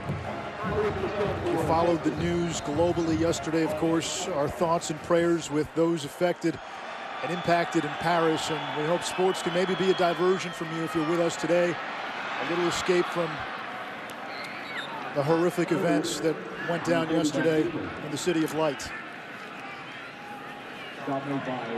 Good to see Jonathan Gray back in the ball game for Texas. He picked up 9 on that carry. Gray closing in on the top 10 all-time in rushing yards at Texas. He'll get the call again, and he's tackled right at the line of scrimmage. 3rd down. Barber on the stop. Yeah, something just doesn't seem right with the senior there as he went down kind of early. It's got to be very difficult for him. Big 3rd down here, but 3rd and short always gives you a lot of options. This is what every offensive coordinator wants to be. They want to be in this situation when calling plays, is the 18-wheeler package. It swoops. He'll run. And he bullies his way to the 20. Yeah, you said it. I mean, he just gets those pads square, heads downhill, and even if you know the play is coming and the success that Texas has had, you know, if you're on defense, you know exactly where they're running the football. Why can't anybody stop it? Well, I think the execution, and they're really getting some momentum out of that set. And sometimes when you're an offense, when you get that kind of confidence in a package, it's hard to stop. Hurd back in. He gives to Chris Warren for 2.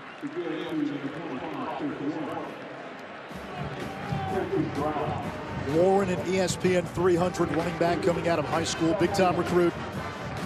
Big Texas over Washington. And they say it came down to a coin flip. An actual coin flip. That is amazing.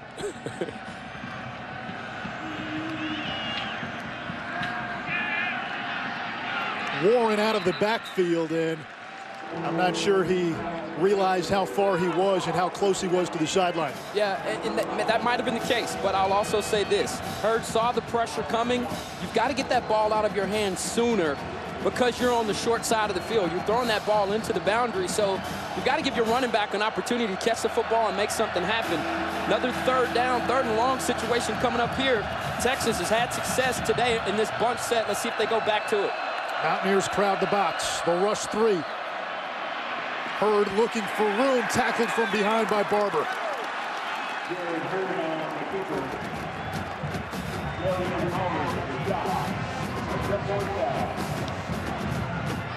So 4th down for Texas. Dixon on to punt.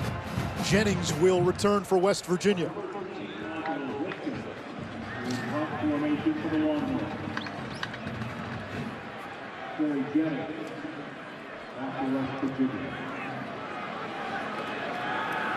Coming after Dixon.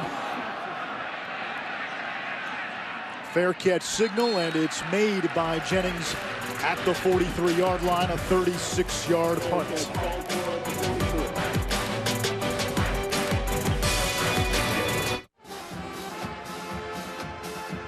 Both Texas and West Virginia need to win 2 more games to become bowl eligible.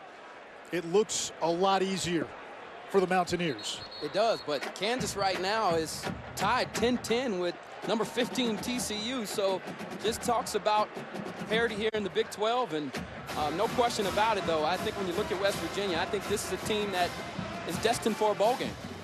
And Texas finishes the season at Baylor, and if that's an undefeated Baylor team playing for a playoff spot, if you're the Longhorns, you don't want to go into that situation playing for the postseason. Look how good the Mountaineers have been on first down today. 9.5 yards on average. That is impressive. That's Wendell Smallwood, and he's to the 47 for a gain of 4. Smallwood continues to run well. 12 carries, 110 yards.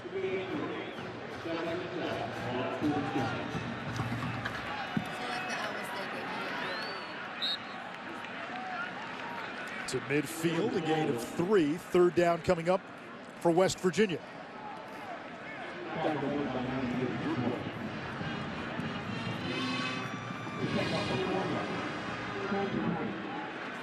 West Virginia 1 out of 6 on 3rd down this afternoon.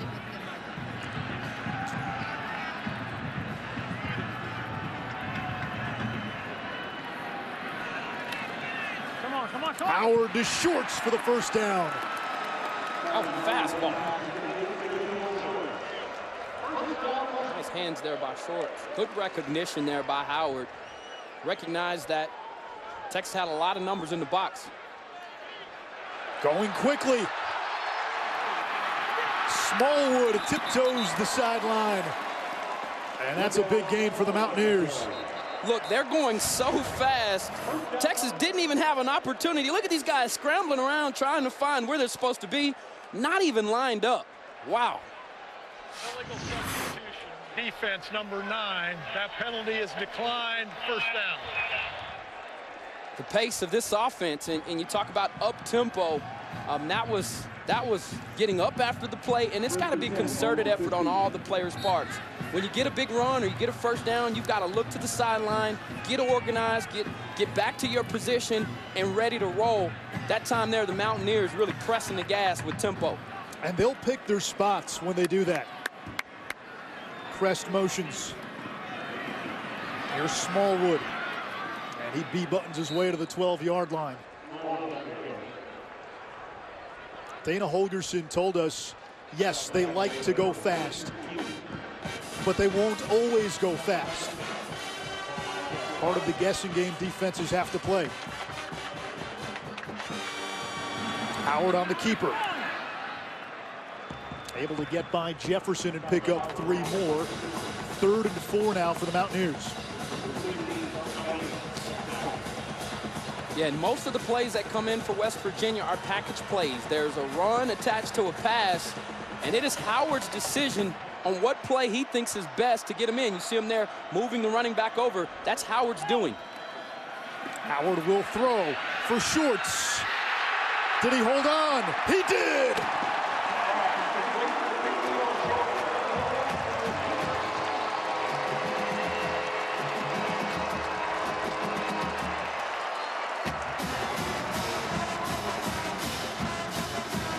see if we can get a good angle on this to see if he hauled it in.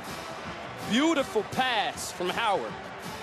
I mean, the mark that you're trying to hit is this pylon right here, and he almost hit it dead on. Looks like he secured the catch to me.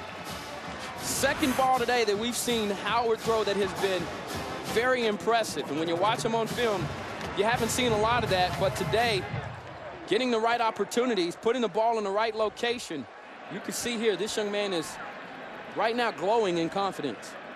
And Skyler Howard, 10 out of 12, 2 TD passes. This for a guy who had been completing less than 50% of his passes in conference games.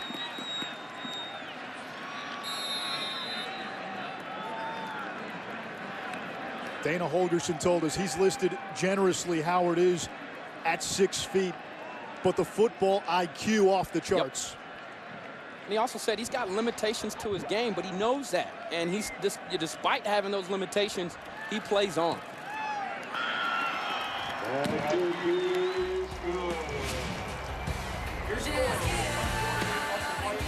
Just a simple corner out on the money. West Virginia scores again.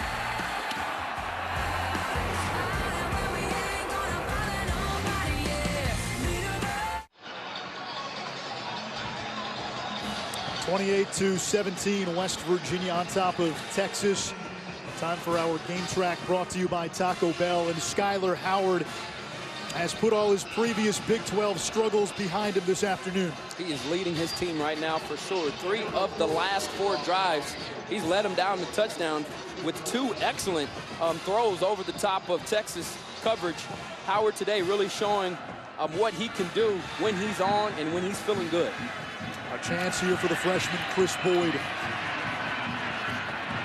Boyd tripped up, the ball is out. Another fumble by Texas.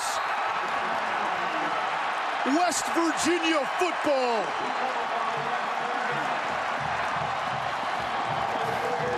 And I'll say this, West Virginia has played excellent special teams today. No question. They have gone out and tackled extremely well with special teams. Creating a turnover, though, this is just icing on the cake. They have been running their pads through Texas ball carriers. Great job, great awareness there. Number 14 doing an excellent job of getting his hand on the ball there. Kamaya just raking it out, and not the best job there from Boyd of protecting the football. He's a defensive back, not used to carrying the ball a lot. West Virginia with a short field, with momentum on their side, and a hot offense. Do you take a shot right here after sudden change? You could, or you could stick to the ground game that has been working for him all game long. It's Shell. Gets a block from Wellman. And Shell upended at the 10. A gain of a dozen and a first down. How many times have we said, nice block by 28, Elijah Wellman? Yeah, it's just a very unselfish guy and is doing everything he can to make sure he is taking out defenders. Shell reaches for the 6-yard line. 2nd and goal.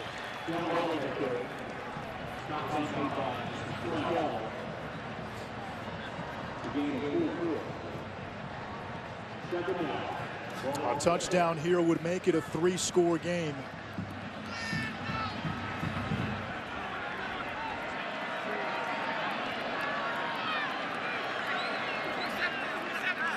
There goes Howard changing the play. He'll roll to his right. Howard trying to lunge over the defenders. 3rd and goal. Haynes and Thomas met him. I'll tell you what, senior defensive back Duke Thomas makes an excellent play here. He was in coverage, comes off of the block and makes a fine tackle. If not, Howard would have had the edge and it would have been an easy score for him. West Virginia has had red zone struggles this season. They've been pretty good today. The 2 tight end look. They like to run out of this look.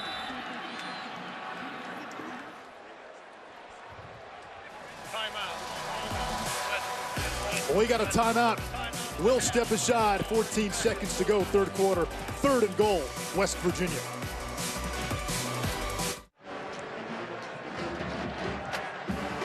Oh, that'll get a few screen grabs right there.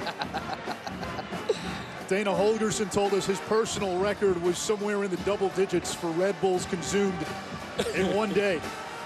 The whole team right now is on Red Bull the way they are putting it on the Texas Longhorns. 3rd and goal from the 3.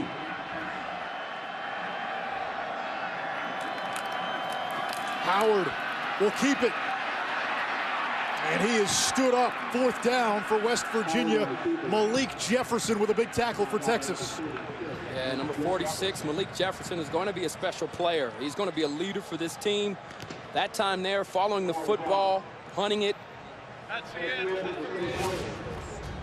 This drive started with a fumble on the kickoff. It'll be 4th and goal, Mountaineers, when we start the 4th quarter.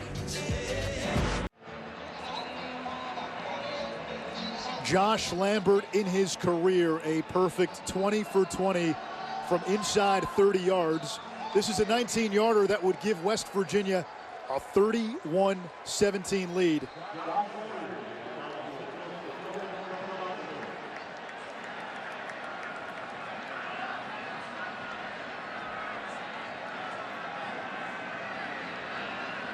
John DePalma to snap, O'Toole to hold.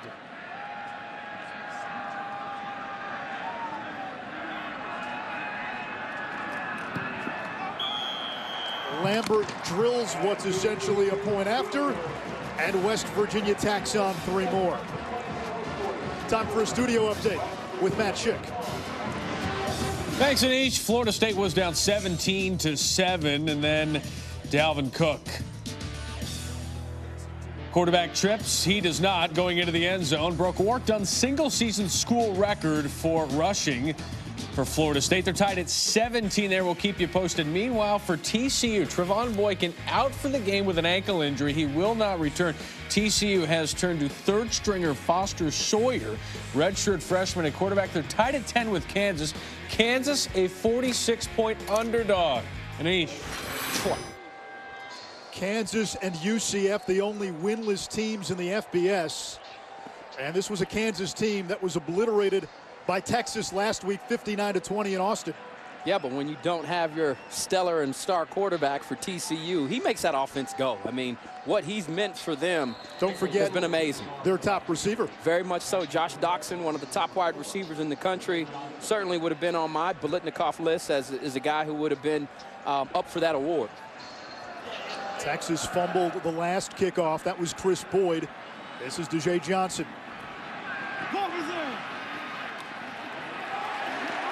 Special teams coverage has been outstanding for West Virginia. And the Mountaineers have also capitalized on turnovers. 17 points off 3 Texas fumbles. That they have, and you see here just an opportunistic defense. That time, Kwiatkowski getting the ball out. Now here, over the top, they throw the touchdown 2 plays later. And then you see it here. Kickoff coverage, outstanding for them, as Anish just said. That turns into a field goal, and that's been the difference in this ball game when you look at it. Texas has shot themselves, and West Virginia has taken advantage of it. And at the end of the day, look, if you're West Virginia, you make no apologies for Texas not protecting the football. This team had 7 turnovers in 9 games coming into today. 3 turnovers that have resulted in points. Just not something that you look for if you're Charlie Strong and you're this staff. I'm sure he'll be very disappointed. There was a penalty on the kickoff on Texas, so the Longhorns start at the 10. Hurd over the middle, open receiver, and that's caught. DJ Johnson, a gain of 36. Yeah, that really puts stress on the defense. Just 4 seam routes down the field. And Gerard Hurd doing a nice job of putting the ball right on the money to Jay Johnson. And here's the deal. This guy has been kind of a do-it-all, jack-of-all-trades kind of player, finally settling into the wide receiver position. Big catch there for Johnson. Over the middle and through the hands of Armonte Foreman, the twin brother of Deontay Foreman. Hurd this season has been better with the long throws than he has with the short and intermediate passes. A lot of those have been in one-on-one opportunities because Texas was running the football or committing numbers to running the ball. it's been a lot easier for him to find those matchups. West Virginia has done a good job today with a bunch of holes in the secondary. Guys that have been banged up, they're missing their best player, Carl Joseph. They've done a good job of limiting Texas. Deontay Foreman back in the game after he went down earlier in this half. He picks up 6, and Foreman up to 135 yards rushing. See that right hand there taped up on those 2 fingers. Looks like that's what he was holding when he went down. 3rd down here, though. This is still a distance where you can get the quarterback involved with the run game or hand it off to Foreman. Speed option. Flag on the play. There's the pitch to Foreman. He's got the 1st down, but a penalty could bring this back.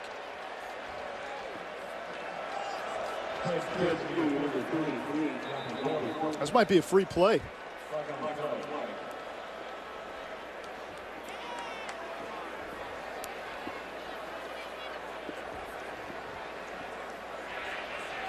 Offside defense, number 9. That penalty's declined. 1st down. It was a free play, and Texas now 9 of 15 on 3rd downs against one of the better 3rd down defenses in the FBS. That's as good as Baylor, better than TCU, I believe, versus this defense. But the play call there, I think, was the right one. You go to the field, you give Gerard Hurd an opportunity to see what's developing in front of him, and he had a nice time pitch, even though he took a hit at the end of that play. Play action. Hurd's going to run, and he'll get out of bounds after a gain of 2.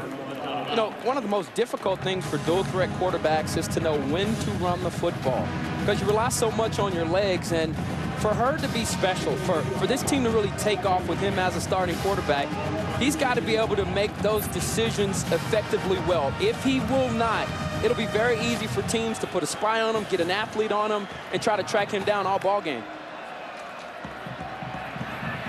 Foreman, stiff arm. And then shoved out of bounds by Terrell Chestnut. So another 3rd down for Texas. They've been so good in these situations all game. And this is a critical drive as we come up on 13 minutes to play in the 4th. Yeah, you're getting to a point here where this Texas team doesn't have a lot of confidence nor experience in coming from behind. This is a big play. Gerard Hurd has been pretty good on 3rd downs today. Let's see what he can pull out of the hat here. Hurd under pressure, and he's got to get rid of it. It was Kwiatkowski who brought the blitz. Foul for intentional grounding. There was an eligible receiver in the air. They bring a 5-man blitz. Tony Gibson has said, we are very aggressive. I like to blitz. You saw it there, them bring pressure. He goes unblocked, Kwiatkowski does. Very difficult situation for Hurd to be in, as Texas knows they've got to go for it here on a 4th down. Charlie Strong wants to talk it over first. Timeout Texas, 4th down for the Longhorns when we come back.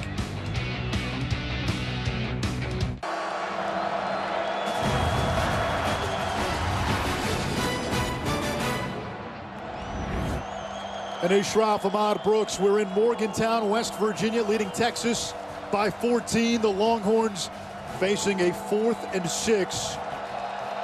Jay Norvell, the Texas play caller, he took over for Sean Watson in week 2. Huge call.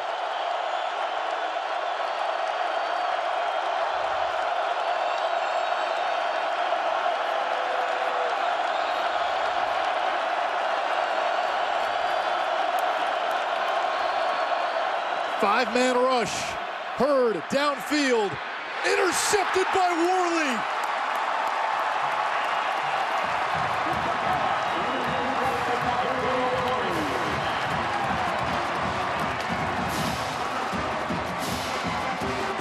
This the defense, 4th interception of the season for Darryl Worley.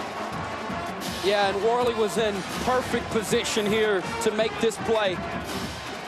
Hurd going to the one-on-one matchup with Amani Foreman, and unfortunately just didn't get enough mustard on the ball.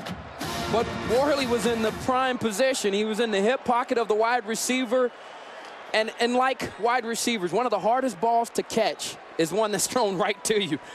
And that time there, being able to secure the catch, you look at the last 5 drives here, it just, wow. West Virginia's offense has been on fire. Texas only forcing that 3-and-out with the punt. Aside from that, West Virginia really has the momentum and in a good rhythm right now offensively. West Virginia has had a strong running game. Skyler Howard has played well, made some big plays, both with his arm and his feet.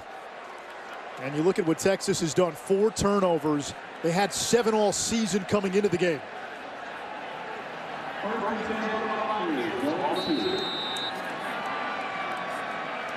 West Virginia will start at the 2 after the Worley interception. Elijah Wellman, the fullback. And he takes it out to the 7-yard line for a gain of 5. I'm going to say it again. Left guard Adam Pankey, center Tyler Orlowski, right guard Kyle Bosch.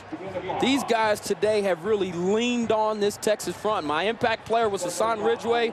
He's been silent. Desmond Jackson, been silent. This offensive line for West Virginia, you can see they are very strong inside. That's the strength of this team, the interior of that O-line, as you pointed out.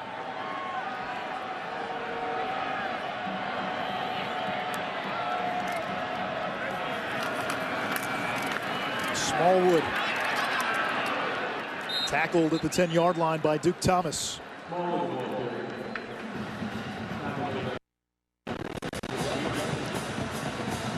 Last week versus Texas Tech, West Virginia had a drive over 6 minutes long to finish off the game. They're built for this because they run the football, try to milk the clock out. This is a big 3rd down for Texas if they want to get themselves back into this ball game. Wellman in the backfield with the quarterback. Shorts motions. Howard on the run, chased by Shiro Davis, and he's pushed out of bounds, shy of the 1st down marker, no gain, and a big stand by this Texas defense. Yeah, they were trying to slide somebody out into the flat, but the defense did a good job of tracking down the quarterback and taking care of both options. And, you know, as a defender, you're in a real pickle when the quarterback gets loose, because do you leave your man to come up and try to make a play, or do you stay in coverage? That time there, Texas doing a good job and off the field on 3rd down.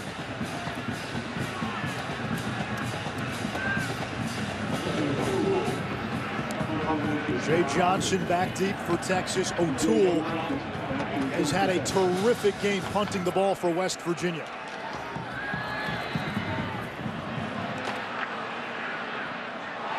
Did that hit a Texas player?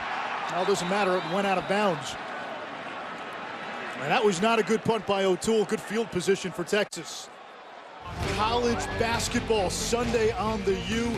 Fairfield against #1 North Carolina. The Heels without their top player, Marcus Page, out with a broken wrist. And Siena will take on last year's national runner-up, Wisconsin.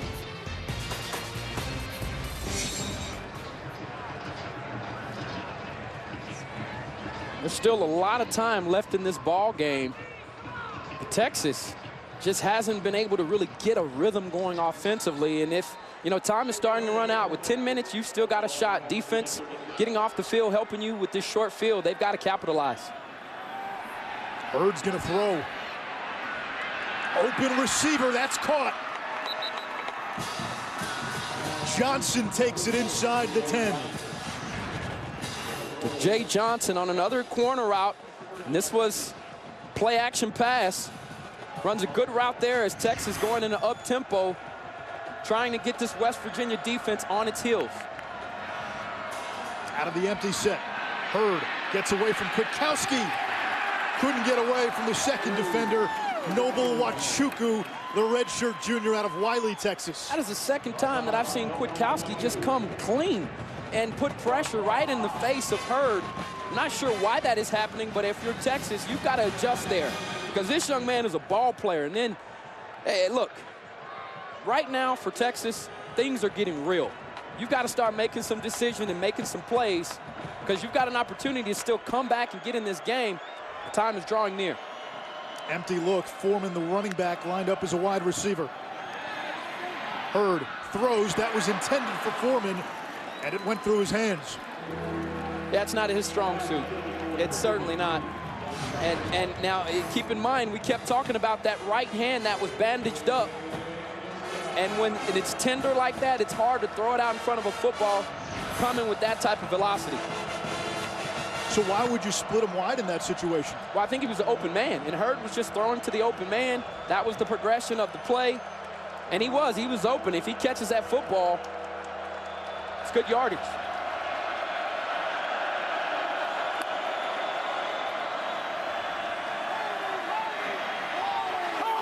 Hurd on the run, and he'll run out of bounds as he saw Wachuku coming. A penalty marker at the 19.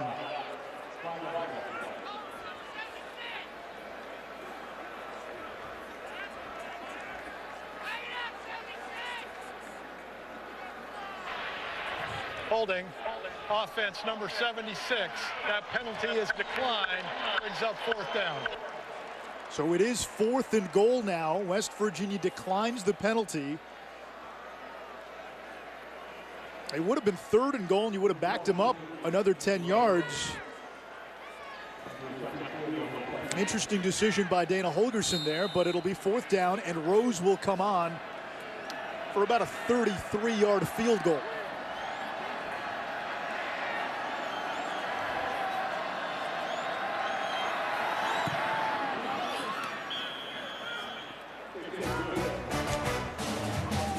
Nick Rose drills the field goal. Texas comes away with 3, but still down 2 scores.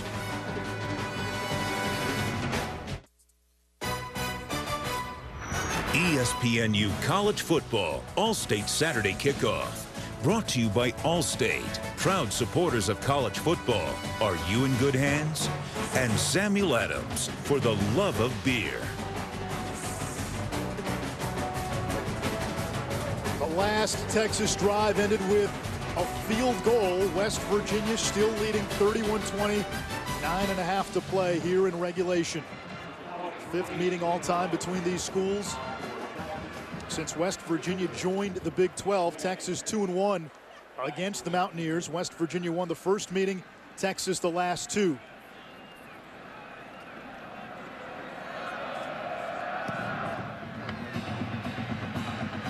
Another touchback for Nick Rose. College football tonight, Oklahoma and Baylor in Waco.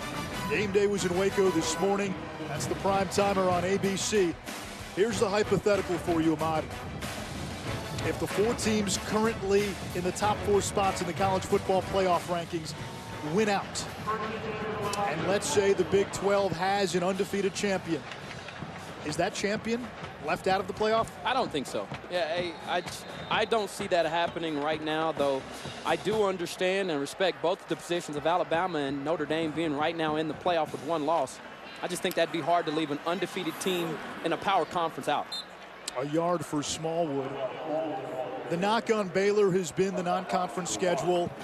They have their 3 biggest games coming. They've got Oklahoma, they've got TCU, they've got Oklahoma State. You would think the Bears get a bump from those wins. The question is, would it be enough to bump them ahead of the teams that are already ahead of them, including a couple of 1-loss teams? I think it will, and I also think the committee is still trying to evaluate what this Baylor team is made of, and they'll have a perfect opportunity to show it here down the stretch. Third and 5 for West Virginia after the run by Smallwood. Well, everybody in the Big 12, all the heavyweights at least, they all play each other down the stretch. It's going to be a fun month. We saw Oklahoma State knock off TCU last week. The Cowboys very much in it.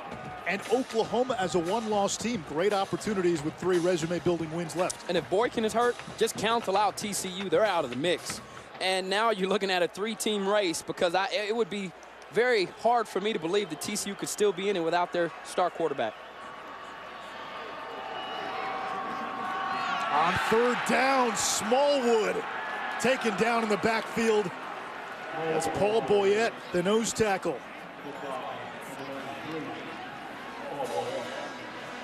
So Texas's defense still giving this Longhorn team a lifeline. That they are. That lifeline is running short right now. We said it at the top of the broadcast. For Texas, really, this is a must-win. Yes, mathematically, they can still become bowl eligible with a loss today, but that means you've got to go into Waco and beat Baylor.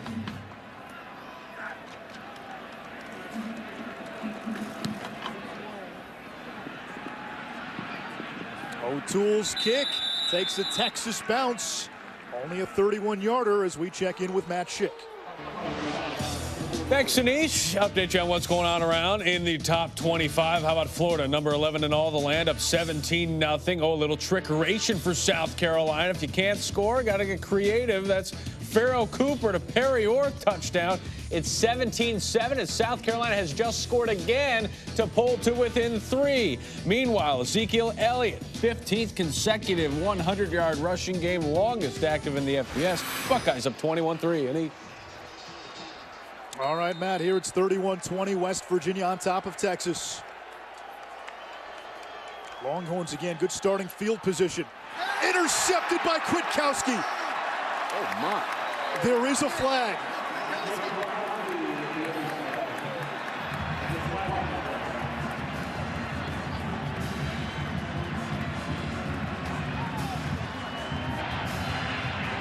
Holding, offense number 66.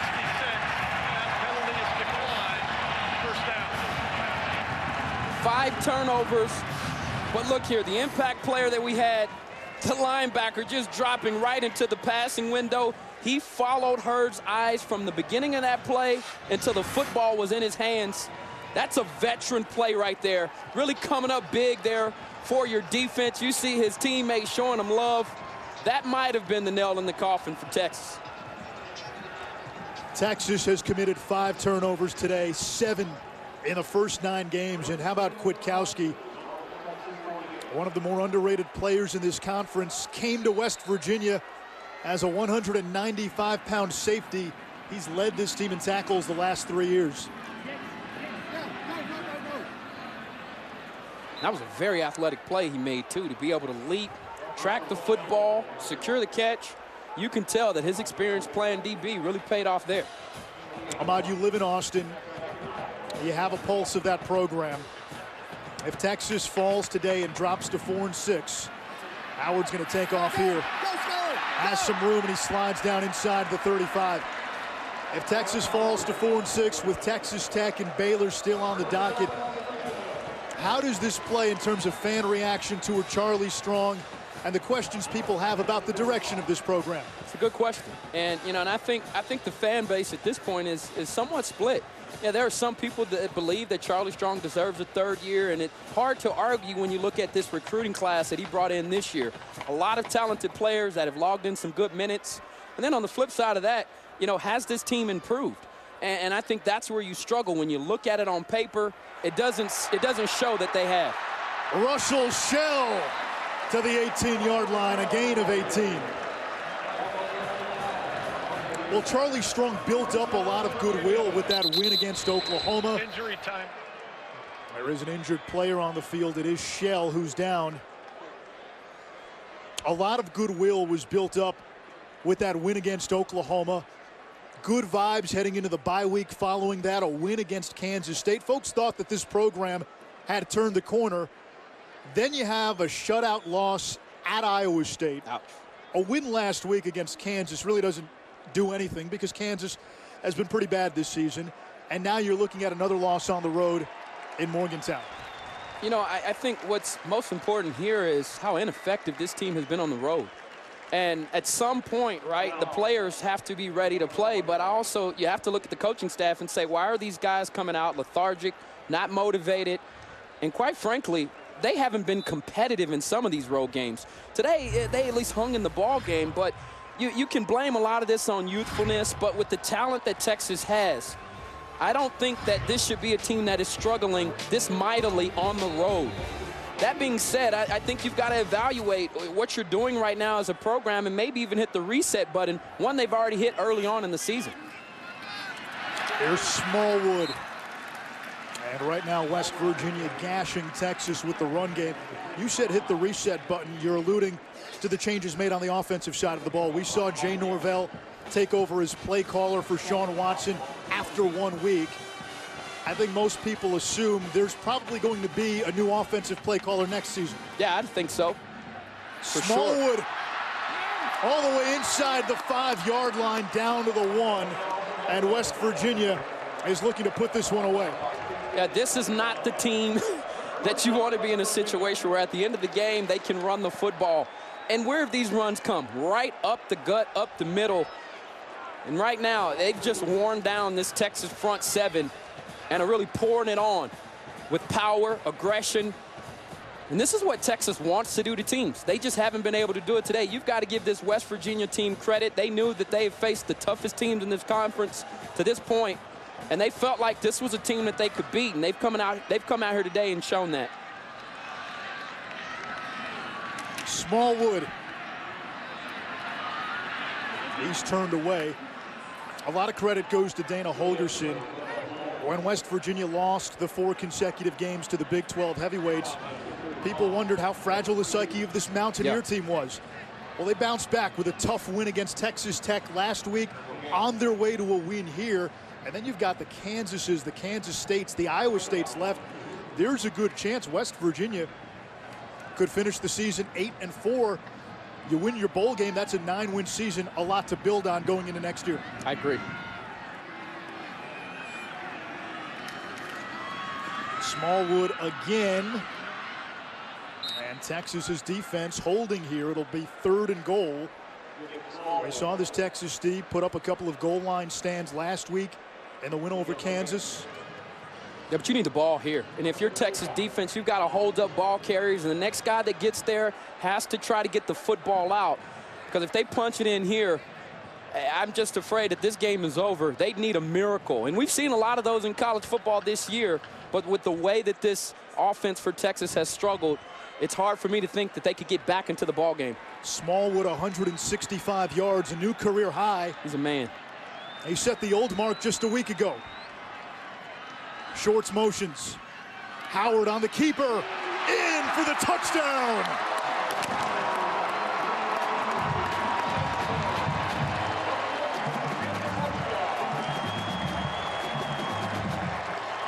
Signature play for West Virginia. The right guard pulls number 62, Kyle Bosch, and look at the block he gets, just clearing the way. It's very easy for Howard to follow behind the 6'5", 310-pound right guard from St. Charles, Illinois. Howard punches it in as they're looking at him on the sideline, that right hand. But West Virginia today has won in the trenches. They've established a line of scrimmage on both sides of the ball, and that is the reason why here they are up by a significant amount. In 2011, Charlie Strong's Louisville team beat West Virginia and Holgorsen here in Morgantown. The Cardinals in the visiting locker room afterwards sang Country Roads. It does not feel like almost heaven for Charlie today.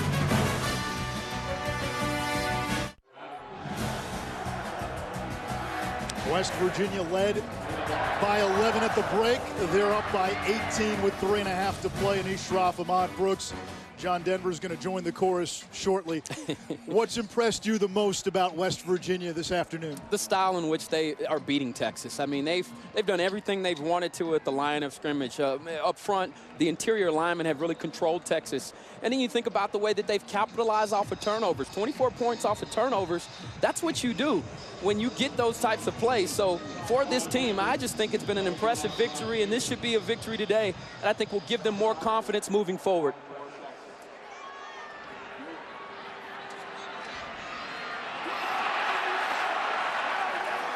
Kirk Johnson spun down, and it's time to look at today's good hands play, brought to you by Allstate.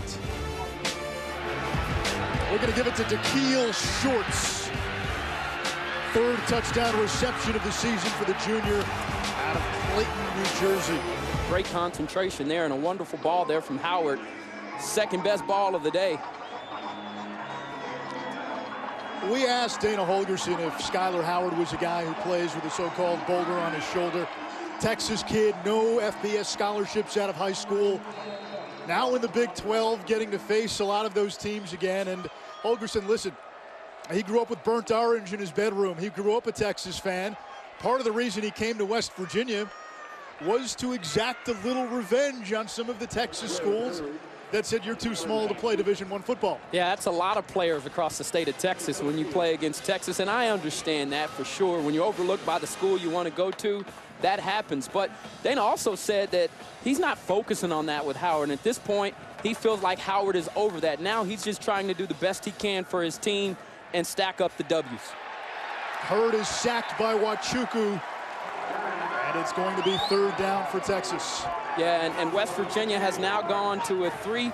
They always put 3 down linemen, but they are dropping back everyone else. Exactly what Iowa State did, which makes it even harder for Texas at this point to come back.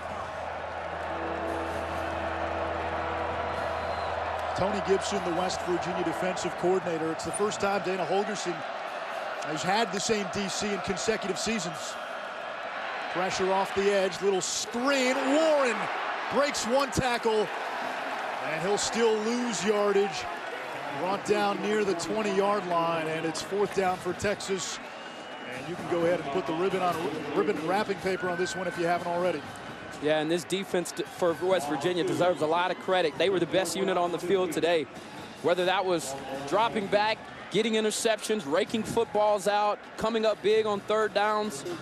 This West Virginia defense has had 2 back-to-back performances where they've really shut down offenses with weapons. And so you got to give them credit. Defensive coordinator Tony Gibson doing a good job of coaching his bunch.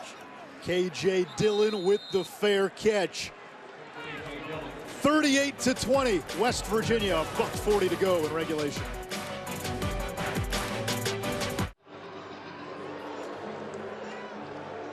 Dana Holgorsen can breathe easy. His team on its way to its 5th win of the season.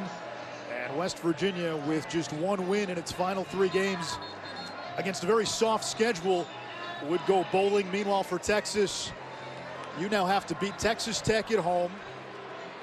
FPI, ESPN's Football Power Index, has the Longhorns as a slight favorite in that game, and then you've got to beat Baylor and Waco to become bowl eligible.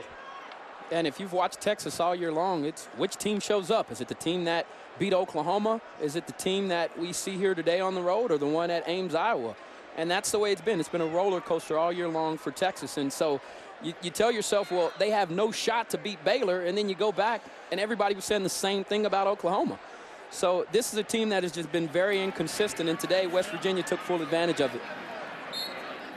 At Shell on 1st down. There's the remaining schedule for both teams. If you're wondering, the Football Power Index, the FPI, gives Texas only a 7% chance against Baylor. Meanwhile, West Virginia favored in its remaining games. And I can understand why with this rushing attack. The difference between the Oklahoma-Baylor game, the Oklahoma game, a neutral site game in Dallas. Yep. Baylor is a true road game, and we've seen Texas in true road games. This was a game where they turned it over 5 times, and it's probably been their best road performance of the year.